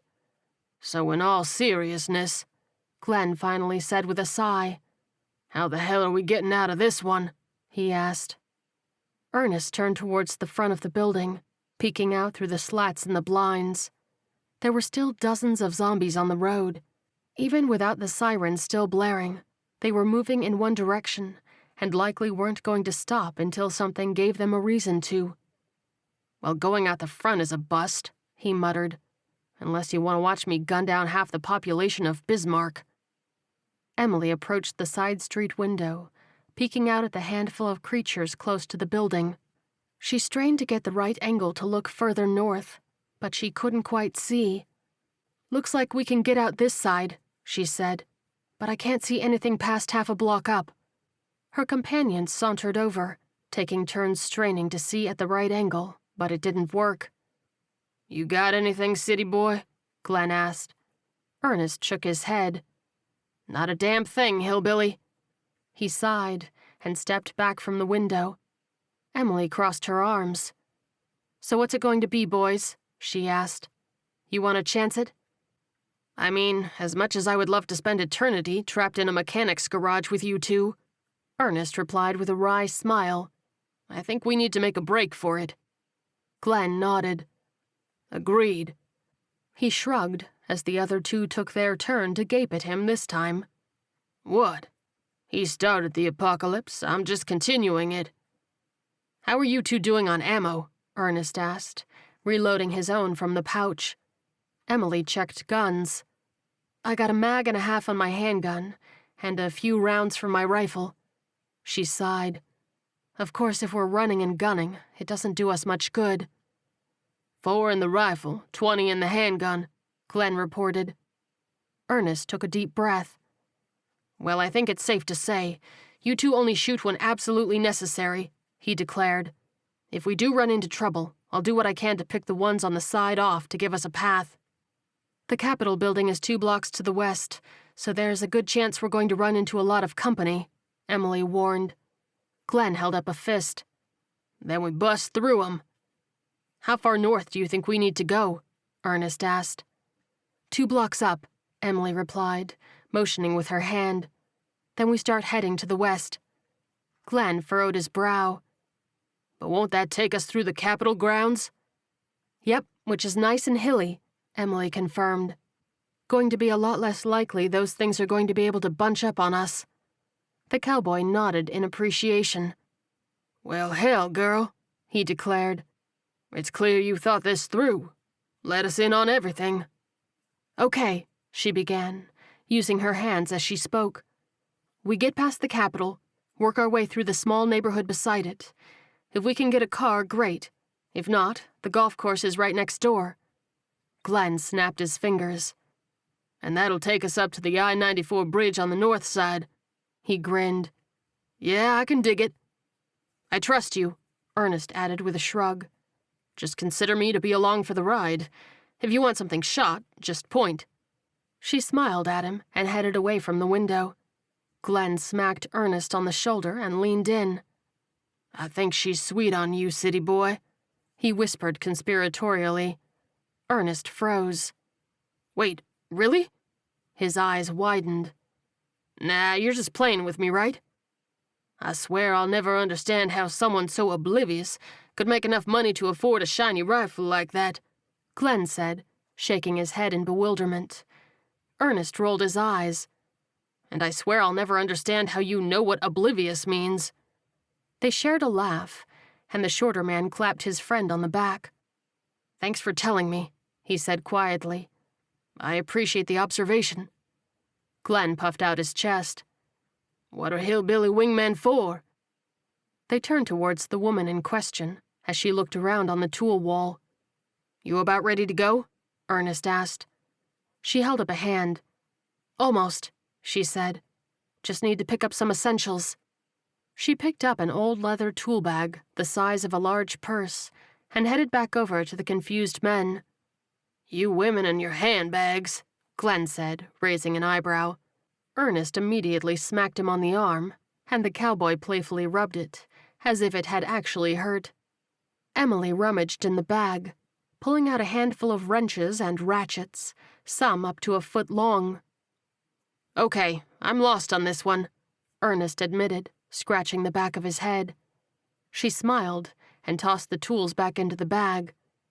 "Never know when we're going to need a distraction," she said, and jiggled the bag, making a racket of metal clanking against metal. Glenn nodded. "Oh, she's the smart one." "Coming from you, I'm sure it means absolutely nothing, hillbilly," Ernest quipped. The cowboy barked a laugh. "Come on," he said. "Let's get out of here." They stood by the window, plotting their move. There were easily 20 zombies still in the immediate vicinity, but they were spread out fairly well. "What do you think?"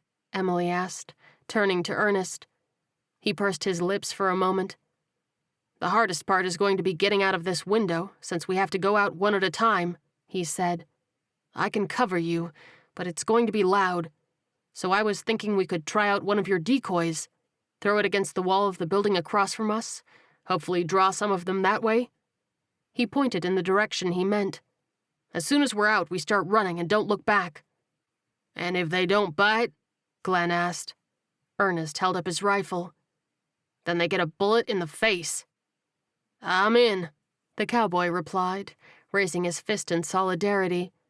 The trio readied themselves by the window, the men on either side, each with a hand on the base. Emily held a large foot-long wrench, readying to wind up and throw.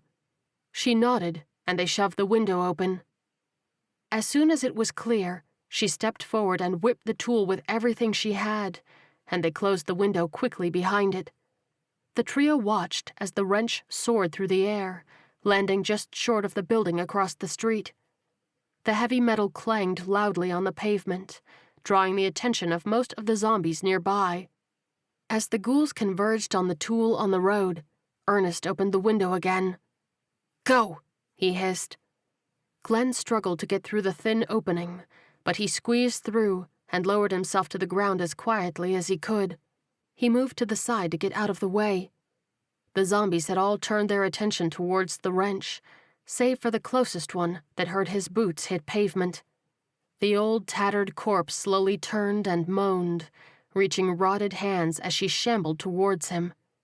Emily threw another wrench, hoping to clear the zombie and make noise behind it, but it hit it in the shoulder and fell to the ground beside it.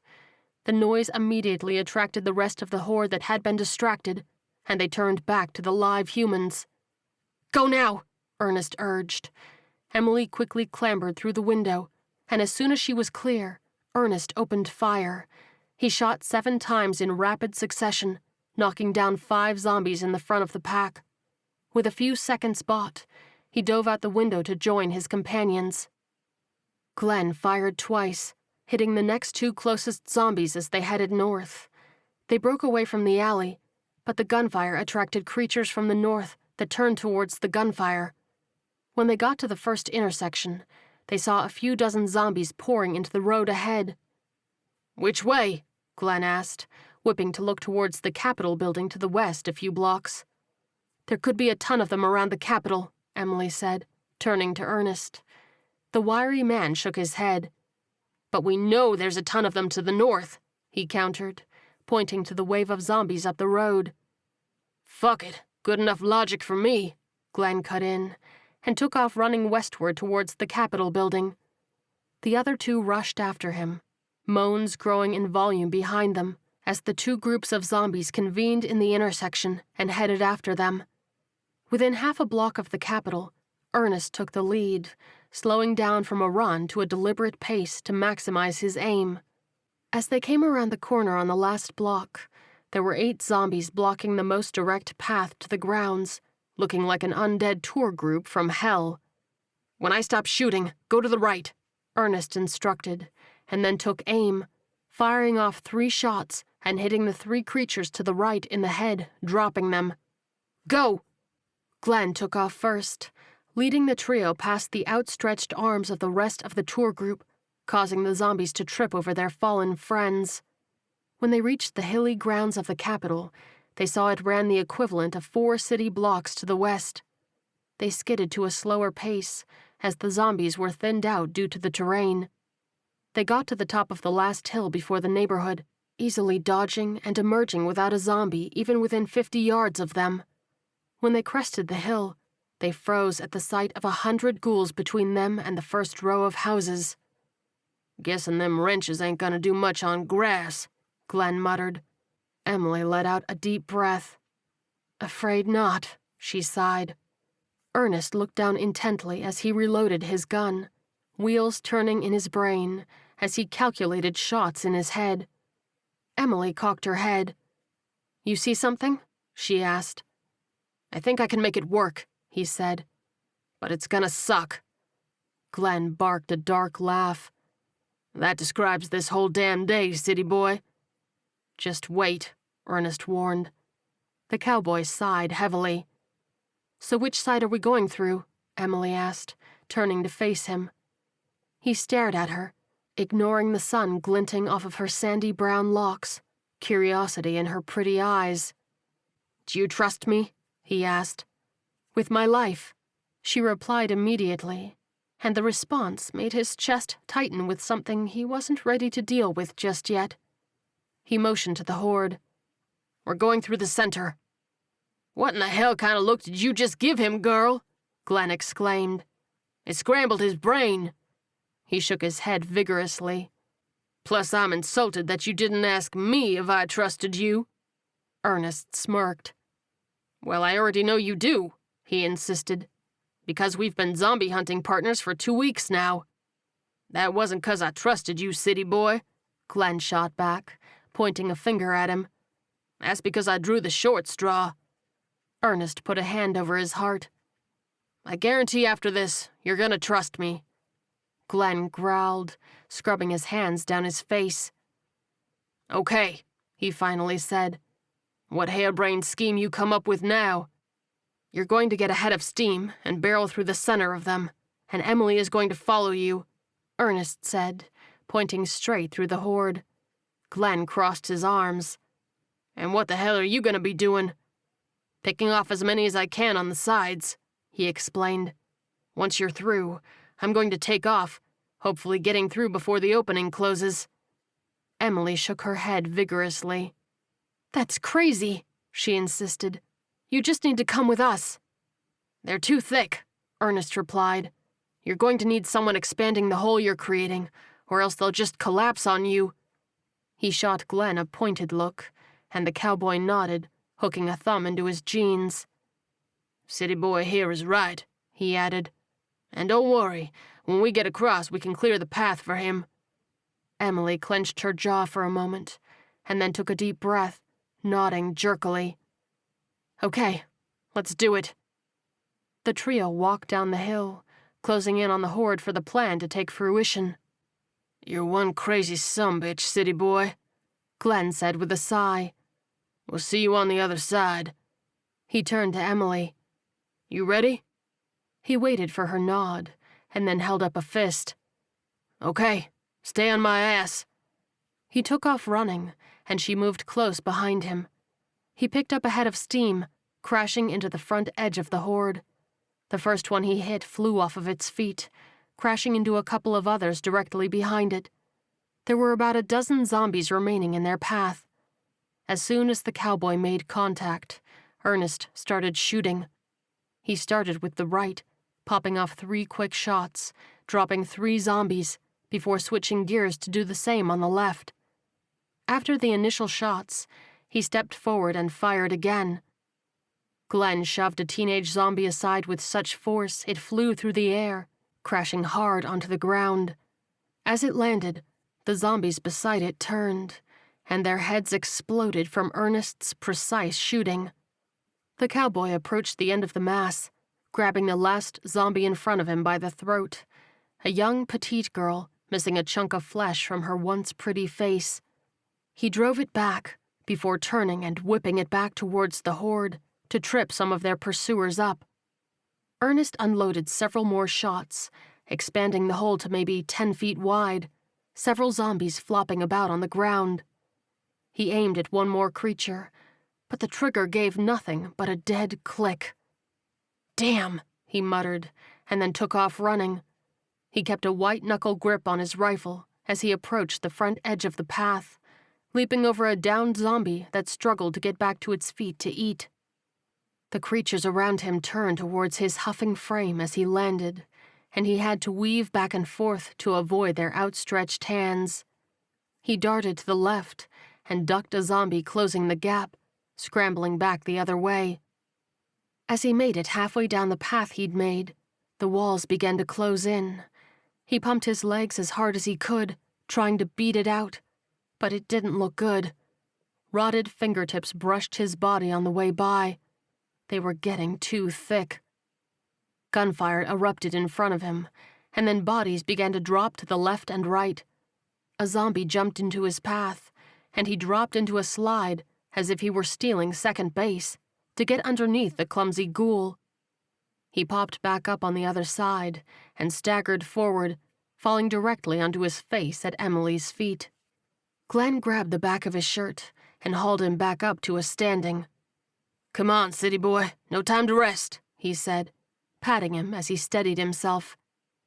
The trio rushed into the neighborhood, trying to leave the horde behind, and cut through a yard to get to the next street. The enraged mass of death pursued them with moaning vigor. They cleared the first row of houses, stopping for a moment on the empty road. "Road or houses?" Emily demanded. Ernest motioned vaguely ahead, still trying to catch his breath. He huffed. "Let's keep going straight until we have a reason not to," he suggested. "The yards will trip them suckers up more than the road will," Glenn added. Emily nodded and led the trio running through the closest backyard. A few yards later, there was a chest-high chain-link fence, and they hopped over it, stopping to take a quick breather since they had a barrier to protect them. "How much further up is the golf course?" Ernest asked. Emily cocked her head. 3, maybe 4 blocks, she replied. "Good, let's keep pushing until we get there," Ernest said. Glenn raised a hand. "Then can we take a break?" he asked. "At least until I can feel my legs again?" The shorter man cracked a smile, patting him on the back. "And then when we get back tonight, we'll drink until we can't feel them again." Glenn raised a triumphant fist. Just so you know," he said, pointing a finger at his friend. "This man's a keeper." Chapter 8. Miles and Susanna sped towards the Johnston farm, only a few miles away, and perilously close to the Prime Dude Ranch that Miles called home along with dozens of others. As they raced down the road, Susanna spotted the turnoff, barely noticeable given the barren landscape. "Here it is! Here it is!" she cried. Miles slammed on the brakes, jerking the wheel hard to the right, sending the muscle car into a skid. As soon as he was lined up with the driveway, he punched it, the tires squealing before they grabbed asphalt, and then fishtailing a bit as they went from pavement to dirt. He hit the brakes again about 15 yards from the house, and the couple studied it with wide eyes. The front door was open, and one of the front windows was completely shattered. There wasn't a soul in sight. "With 14 people living here, someone should be around," Susanna said quietly. Miles swallowed hard. "Should I honk the horn?" he asked. She pulled out her handgun, checking to make sure there was a round in the chamber. "Do it," she said. He laid on the horn, and within moments, 2 corpses rushed out of the house, standing on the front porch, roomy eyes looking around frantically. "Oh, God," Susanna moaned at the sight of the 2 dead men with fresh, gaping slits in their throats. The new zombies sprinted towards the car, splitting apart, one attacking each side of the vehicle. They smashed against it, teeth gnashing against the glass in an attempt to get at the tasty treats inside. "How do we do this?" Miles asked, heart pounding at the sight of the fast zombies. Susanna took a deep breath. "I'm going to shoot mine in the head through the glass," she informed him. "I'd recommend you do the same." She aimed, but before she could pull the trigger, her fiancé grabbed her arm. "Wait," he said. She narrowed her eyes at him. "What?" she demanded. Miles readied his gun and aimed at the passenger window, into the face of the thrashing creature. "What are you doing?" Susanna asked. "If you miss, he's going to be on top of you quick," Miles explained. "Just want to make sure you have a backup." She nodded, thankful for her other half balancing out her hot temper. She leaned back in her seat to protect herself should the bullet miss, and to be out of the way of Miles' gun. "Get ready," she said, and aimed carefully. She tracked the erratic movement of the ghoul, and when she managed to get into its rhythm, she pulled the trigger. The bullet shattered the glass, altering the trajectory slightly, hitting the zombie in the chin and ripping off its lower jaw. It didn't stop, lunging for the window, and Miles quickly pulled the trigger, catching it between the eyes and sending it flopping back onto the ground. Susanna breathed a sigh of relief. "Thanks, babe," she gasped. "Anytime," he replied with a nod. The zombie on his side continued to smack away, unconcerned with the opening on the other side. The fresh ghouls were faster, but at least they weren't any smarter. Susanna slid over to the window and gripped the frame, ready to slip up into it. "When I tell you to, I want you to kick open your door," she said. "What?" Miles cried. "It's going to be easier to shoot that thing from the window than it is through a window," she explained. He pursed his lips and then nodded. "All right." He wrapped his hand around the door handle, preparing to thrust it open. Susanna got into position, her feet on the seat, gun in hand. "Do it," she said. Miles waited for the creature to lunge for the door, and then kicked it open as hard as he could. The force of the impact sent the zombie staggering back, and Susanna popped out of the window, aiming quickly. "Up here!" she cried, and as soon as the ghoul looked up at the noise, she fired, hitting it in the forehead. She slithered back into her seat, and Miles slammed his door, and the 2 of them breathed a quick sigh of relief. "Could be 12 more of those things here," he finally said. Susanna rubbed her forehead. "We really need more people for this," she said. "No time," Miles replied, shaking his head. "If these things get loose, it could be really bad." All of a sudden, there was a lone gunshot from inside the house. "Did you hear that?" Susanna asked, head snapping up. Her fiancé nodded. "Yep." They double-checked their weapons and then got out of the car. "Let's go get him," Susanna declared, forcing her voice to stay steady. The couple walked cautiously up to the house, guns raised as they surveyed the area. As they got close to the house, they stepped up onto the front wooden steps, the wood giving a little creak as they moved. Miles stepped up to the door first, peeking down the long hallway that led to the kitchen. As he stepped through the threshold, a figure emerged from the kitchen, jerky and staggering. "Got one," he murmured. Susanna stared at him. "Well, shoot it," she hissed. He shook his head, knowing it would be too difficult to be precise in the darkened hallway, and not wanting to make noise unless it was a kill shot. He motioned for her to step to the side, and she took position up against the wall. He pressed his back against her side, and then gently knocked on the doorframe. The creature immediately screamed, a gargling, horrific sound, and ran towards the door. At the last second, Miles stuck out his leg to trip the ghoul, and it fell face first down the steps, a floral print dress billowing behind it. He immediately fired into the back of its head, and then whipped around to face the door. 2 zombies ran for them, but hit the doorframe at the same time, getting tangled up in each other as they fought to get past each other to the fresh meat. Susanna shot one and began backing away, the second shot missing in her backpedaling. The creature leapt at her, sending them both tumbling to the porch. She pushed up against its throat, struggling to keep its snarling maw away from her face. Miles grabbed the back of the zombie's shirt, pulling it back, thrashing and biting the air, still trying to get at her. This left Susanna just enough space to fire point blank into the ghoul's face. Blood and brains splattered across the porch, narrowly missing her fiancé's face. He ignored it and threw the body aside, reaching down to help her up. "Are you okay?" Miles asked. Susanna nodded, a little dazed, and then looked down at the zombie in the flower dress. "Oh God, that's Anne," she moaned. "Christ, is Matt driving zombies around now?" Miles asked. There was another muffled gunshot from inside the house, and they looked at each other, then up at the second floor. They rushed inside and began climbing the staircase, guns at the ready. When they got halfway up, Susanna spun around to cover the rear, just in case there were any more on the main floor. As they moved, they could hear moaning and banging on a back bedroom door. A large skylight in the hallway provided some light to the area. Miles got most of the way up and peered through the railing, seeing 3 zombies pressed up against a door, with one dead one on the ground.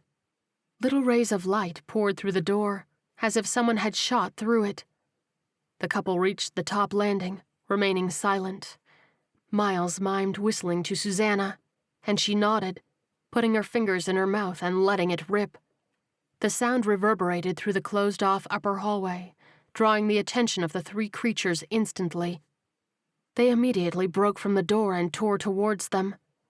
Susanna fired once, hitting the lead one in the face. The other 2 pushed through it, not tripping up, and Miles lowered his shoulder, smacking into the next one and shoving both of them into the banister. The wood gave way, and both creatures tumbled down to the main floor, bones and wood cracking simultaneously. The young couple immediately aimed down, firing several rounds into the corpses as they struggled to get to their feet. "Hello?" somebody called as the firing stopped. "Hello?" Miles called back, immediately turning to the bedroom. "You're safe. We're going to come in now." "Hang on," the woman replied, and then there was the click of a lock, and then she slowly opened the door. "Kim!" Susanna gushed, rushing towards the open door. The middle-aged woman stepped aside, revealing 3 other people huddled in the corner of the room. "What in the hell is going on?" Kim asked. "We were hoping you could tell us," Susanna replied. "Hell if I know," the older woman cried, throwing up her hands. "We was just sitting here enjoying the day when somebody pulled up in a van. They honked a couple of times and drew some people over. We thought it was just somebody from the ranch. Next thing we know, the sliding door opened and out came a zombie. I scrambled to get as many people locked up as we could, but there were so many of them things running around within minutes." Miles furrowed his brow. "Are you 4 the only survivors?" "As far as I know," Kim replied, swallowing hard. "Unless you saw somebody downstairs." Susanna did a mental count of corpses and shook her head. "There's 3 more of those things out there." "Well, shut the damn door, then," Kim demanded. "Miss Kim, young Georgina asked from the corner. Everyone turned to her, and she blushed crimson, mouth opening and closing as if she didn't know what to say. "What is it?" Kim prompted. She cleared her throat. I saw the man in the van before you came and got me," she said. "What did he do, honey?" Susanna asked. The young girl's eyes widened. He pulled some of the bitten people into the van," she said, and the adults exchanged a worried look. "He's going for the ranch," Miles said quietly. Kim shook her head. "What are you talking about?" "Just..." Susanna took a deep breath. "You stay locked up here," she finally said. "Somebody will be coming for you real soon." Kim jutted out her chin. "But..." "Kim!" Susanna snapped. "Stay locked up until we come back." The older woman nodded jerkily. "Nobody's getting in here until you come back." Susanna nodded. "Thank you." She turned to Miles, and they readied their guns, thundering down the stairs to the car. Chapter 9. Emily, Glenn, and Ernest took refuge in a golf course outdoor dining area, staying out of sight. Emily looked out through an opening in the fence, seeing several dozen zombies wandering aimlessly around the course, none of which were particularly close. "Whenever you guys are ready, it looks safe to move," she murmured. Glenn put up a hand, massaging his leg with the other. "I just need another minute," he admitted quietly. "Wrenched my knee pretty good busting through them." "Suck it up, hillbilly," Ernest joked as he reloaded his rifle. "We're almost home. You can numb your pain with bourbon when we get back." The cowboy sneered. "What, city boy? You don't want to kiss it and make it better?" "In your dreams," Ernest replied with a grin. Emily continued to scan the area and then focused on a golf cart. "What if we hitch a ride?" "There a car nearby that you have the keys for?" Glenn asked. She shook her head. "Car? No," she said. "Golf cart, however." The men slid over to her position, looking out and seeing the large 4-person golf cart sitting by a tree 40 yards away. "That's a great idea," Glenn drawled. "But I'd be surprised if it still had any charge left on it." Emily shook her head. "Doesn't need a charge," she explained. "Cold weather climates like this, a lot of courses go with gas carts. Saves on battery replacements." "Definitely worth a shot," Ernest agreed. "If for no other reason than it will keep his whining to a minimum." Glenn opened his mouth, but then closed it again when he realized he didn't have an argument. "Cover me?" Emily asked, nodding to Ernest. He smiled and held up his weapon. "Let's go get it." They popped out of the dining area, jogging towards the cart. Ernest kept his gun at the ready as they approached it, just in case something jumped out at them from behind the trees. One of the zombies in the distance, about 50 yards away, turned towards the movement and shambled in their direction. Ernest kept a close eye on it as Emily hopped into the driver's seat. She flipped a few switches and then hit the starter. It rumbled for a few seconds, and then finally turned over. "We're in business," she exclaimed. Ernest got into the passenger side, and she drove them back to the eating area. Glenn hobbled out and dove into the back seat. "Drive on, girl," he declared. She hit the gas, and they took off over the golf course. With the zombies so spread out, it was a leisurely drive, with no corpse coming within even 20 yards of them. "We'll have to remember this in the springtime," Ernest declared. "This could be a nice little Sunday drive." Glenn chuckled. "Yeah, I just wouldn't recommend the picnic," he added. "Those critters are a bit more intrusive than ants." They reached the main road that led up to the interstate. There were a few zombies milling about, but they were easy enough for Emily to swerve around. When they reached the highway, things looked a little more difficult.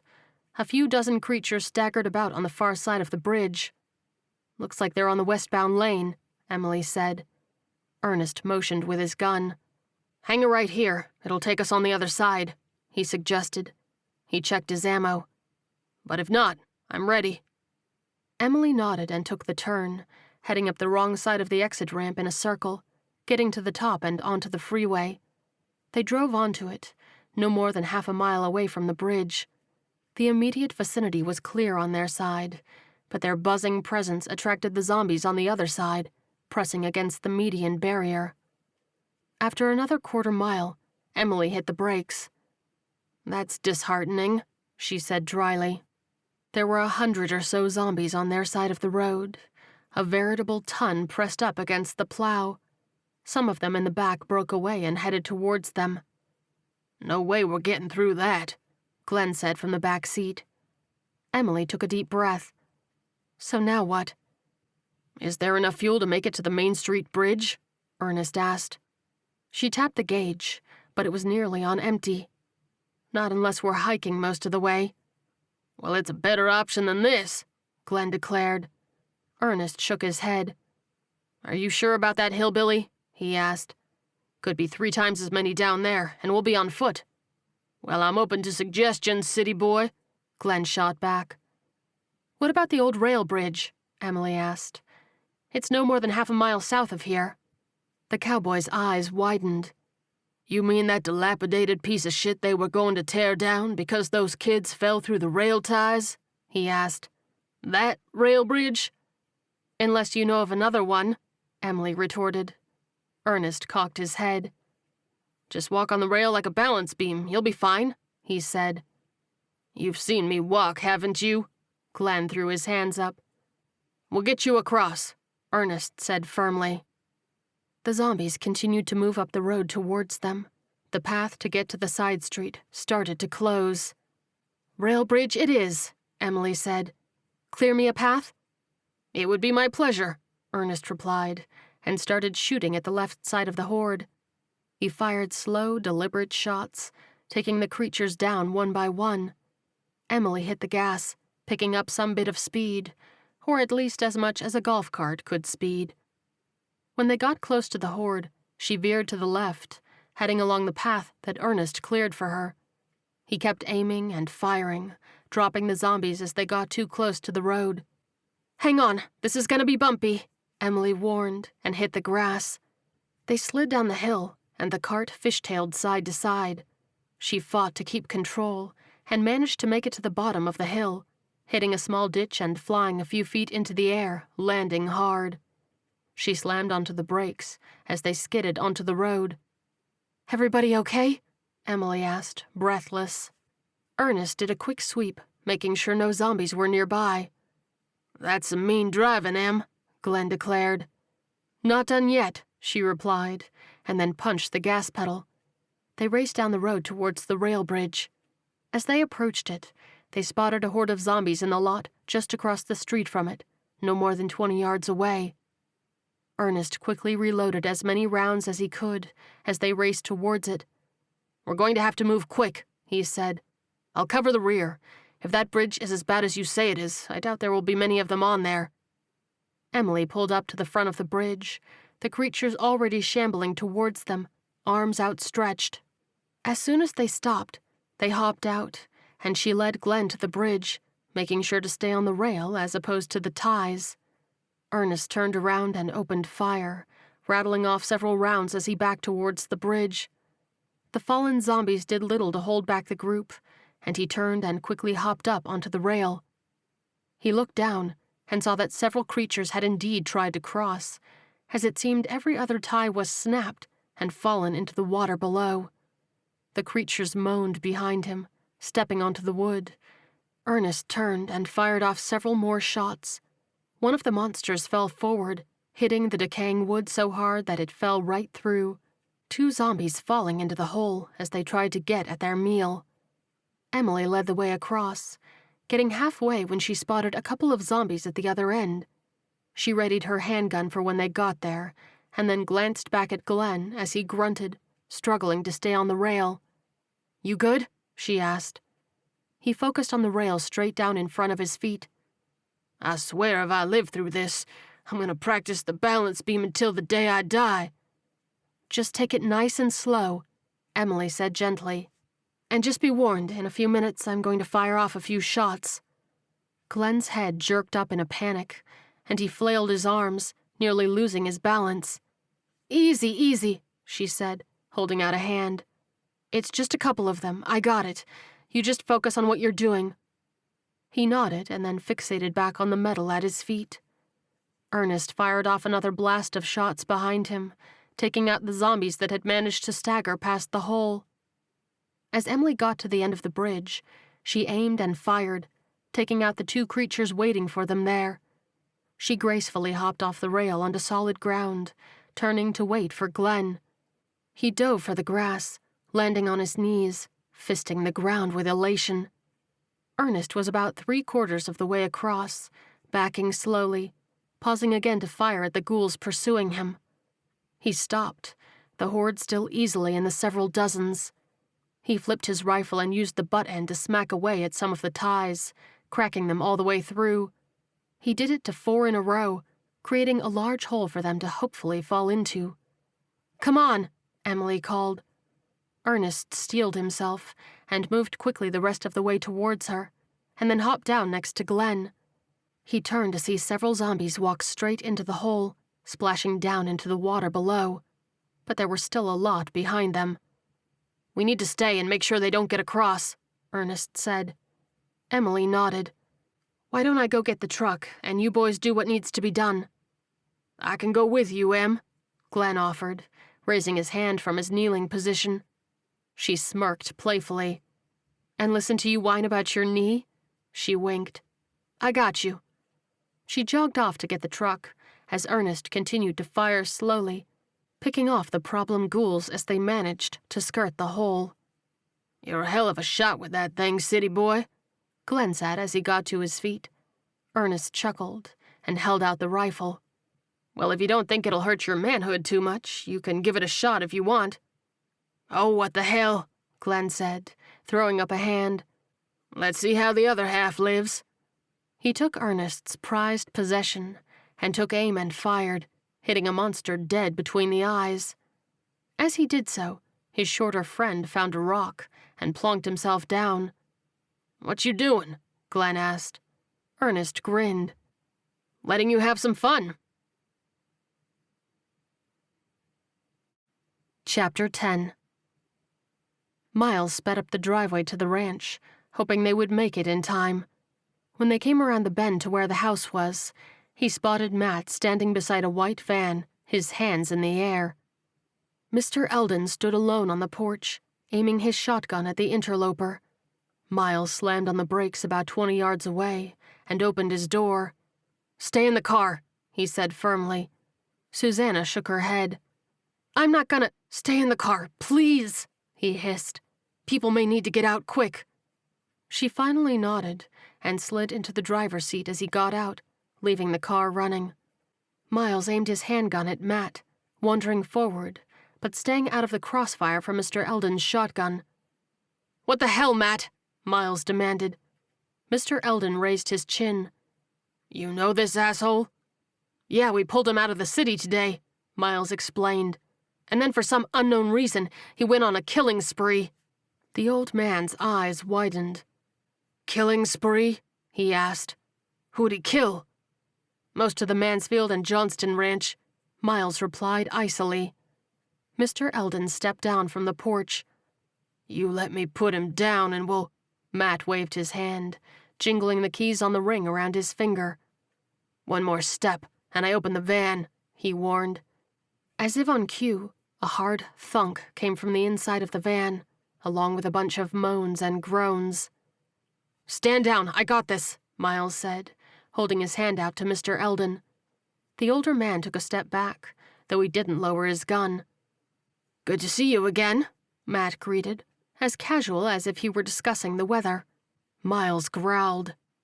"Can't say the sentiment is the same over here," he replied.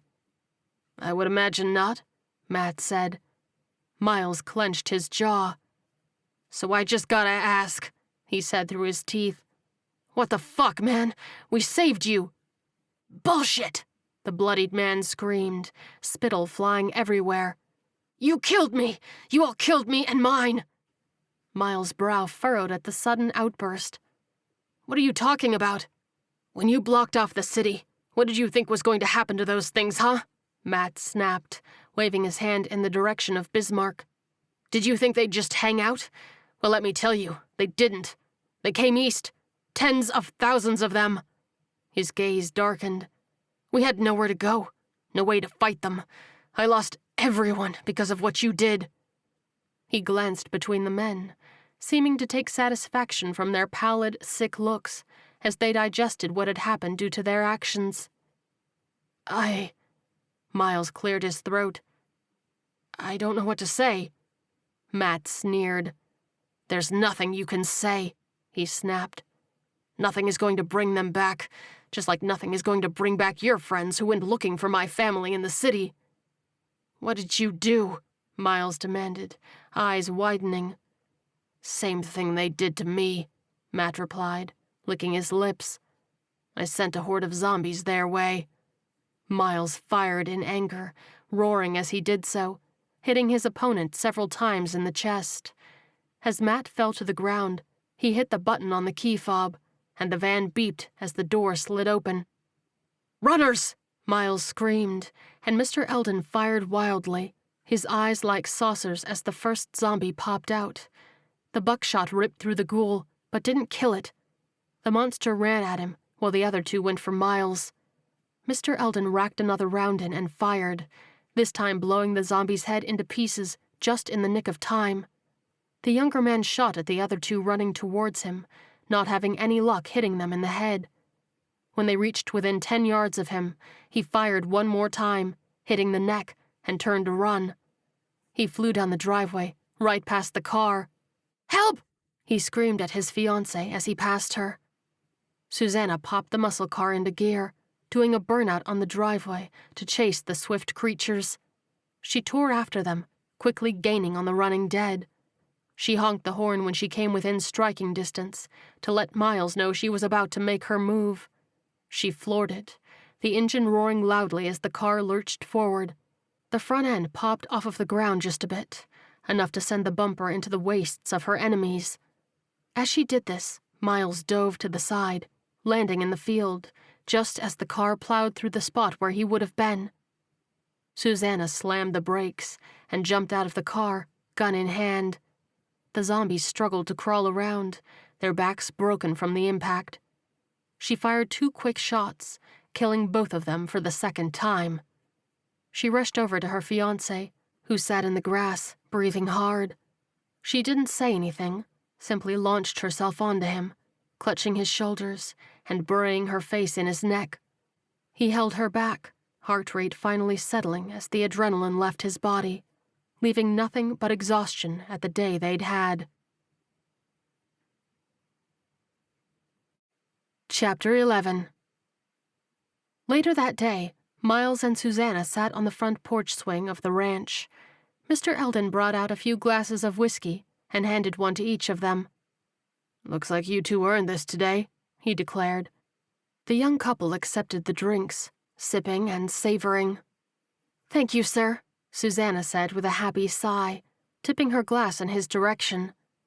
No, Mr. Eldon replied, straightening his shoulders. Thank you.